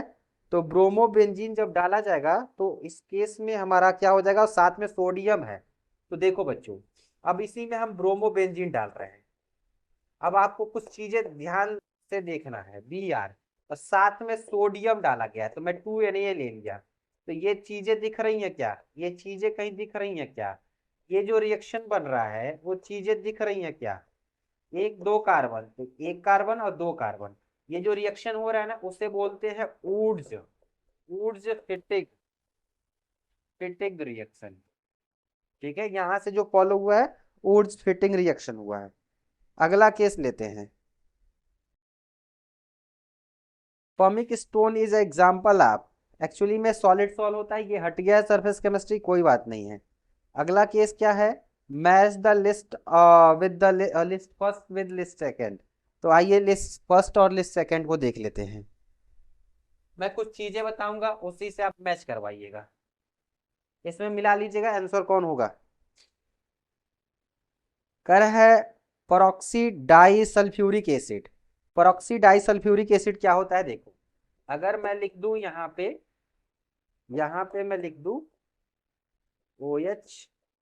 OH, इसको परऑक्साइड के केस में लाना है, तो आप लिख दो यहाँ पे OH, OH, OH, यहाँ से दो H को हटा दो, सीधे बन गया परऑक्सी का केस। ठीक है, तो ए का देखो टू एस ओ एच, ए का अगर देखा जाए, ए का देखा जाए थर्ड, SOH कितना है, एक SOH, एक SOH, 2SOH। ठीक, एक दो तीन चार, चार हो गया, चार हो जाएगा आपका SO। अब इसी से हम एक ही से सब सॉल्व कर देंगे, SO, SO हो गया, एक हो गया आपका SOSO। अब इसी से मैच कर लेंगे सब, हमारा ए का हो जाएगा थर्ड, तो ए का थर्ड कहीं दिया है क्या, हाँ दो जगह दे दिया है। अब हमको क्या करना है, दूसरा और चौथे ऑप्शन को छोड़ देना है। अब हमको पता करना है सल्फ्यूरिक एसिड, सल्फ्यूरिक एसिड लिखते हैं, सल्फ्यूरिक एसिड लिखते हैं बच्चों, सल्फ्यूरिक एसिड लिखते हैं। दो हो गया S डबल बॉन्ड O, और दो हो गया हमारा SOH, और जीरो हमारा हो जाएगा O, SOOS, ये नहीं है। तो अगर हम देखें बी का जो ऑप्शन नंबर हो रहा है, बी का जो ऑप्शन नंबर हो रहा है 2SOH1SO, 4 हो रहा है, 4 हो रहा है। तो बी का 4 देखो किसमें है, बी का 4 देखो पहला और तीसरा में भी बी का 4 है, ठीक है। अब अगला चेक करना होगा, सी वाला चेक करना होगा। बड़ा कॉम्प्लेक्स दे दिया है इसमें, देखो ए का भी थर्ड है, पहले में भी है तीसरे में भी है, मैच कर रहा है। बी का फोर्थ है, पहले में भी है तीसरे में भी है। अब हमें सी भी चेक करना होगा, सी मैच कर नहीं, सी मैच नहीं करेगा क्योंकि एक में फर्स्ट दिया है और एक में सेकंड दिया है। बहुत अच्छा क्वेश्चन है। सी क्या है देखो, पायरोसल्फ्यूरिक एसिड। तो पायरोसल्फ्यूरिक एसिड कब बनता है, जब दो सल्फ्यूरिक एसिड लेते हैं और वहां से एक H2 गायब कर देते हैं।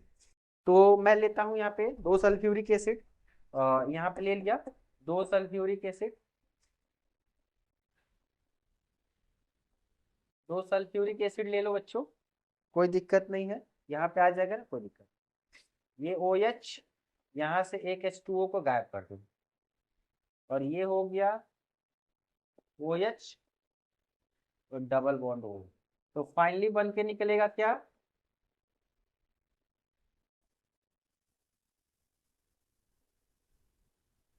देखो 1 2 3 4, 4 हो गया S डबल बॉन्ड O, और 2 हो गया OH SOH, और एक हो गया SOS।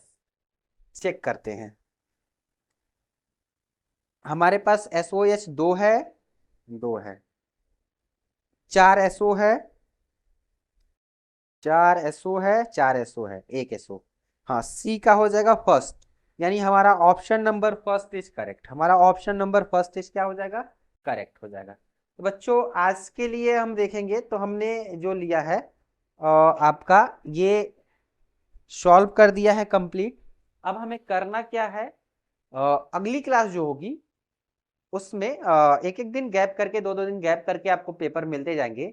उसमें हम क्या करेंगे, 22 वाला पेपर लेंगे, 2022 वाला, 2022 का जो पेपर होगा, जो PYQ होगा, इससे पहले का होगा, हम उसको लेकर आएंगे और उसको कंप्लीट डिस्कस करेंगे, ठीक है। तो आज के लिए इतना ही रहेगा, थैंक यू वेरी मच। और आप इसे अच्छे से एनालिसिस कर लो कि जिससे आपको एग्जाम में क्या होगा, मदद मिल पाएगा, ठीक है।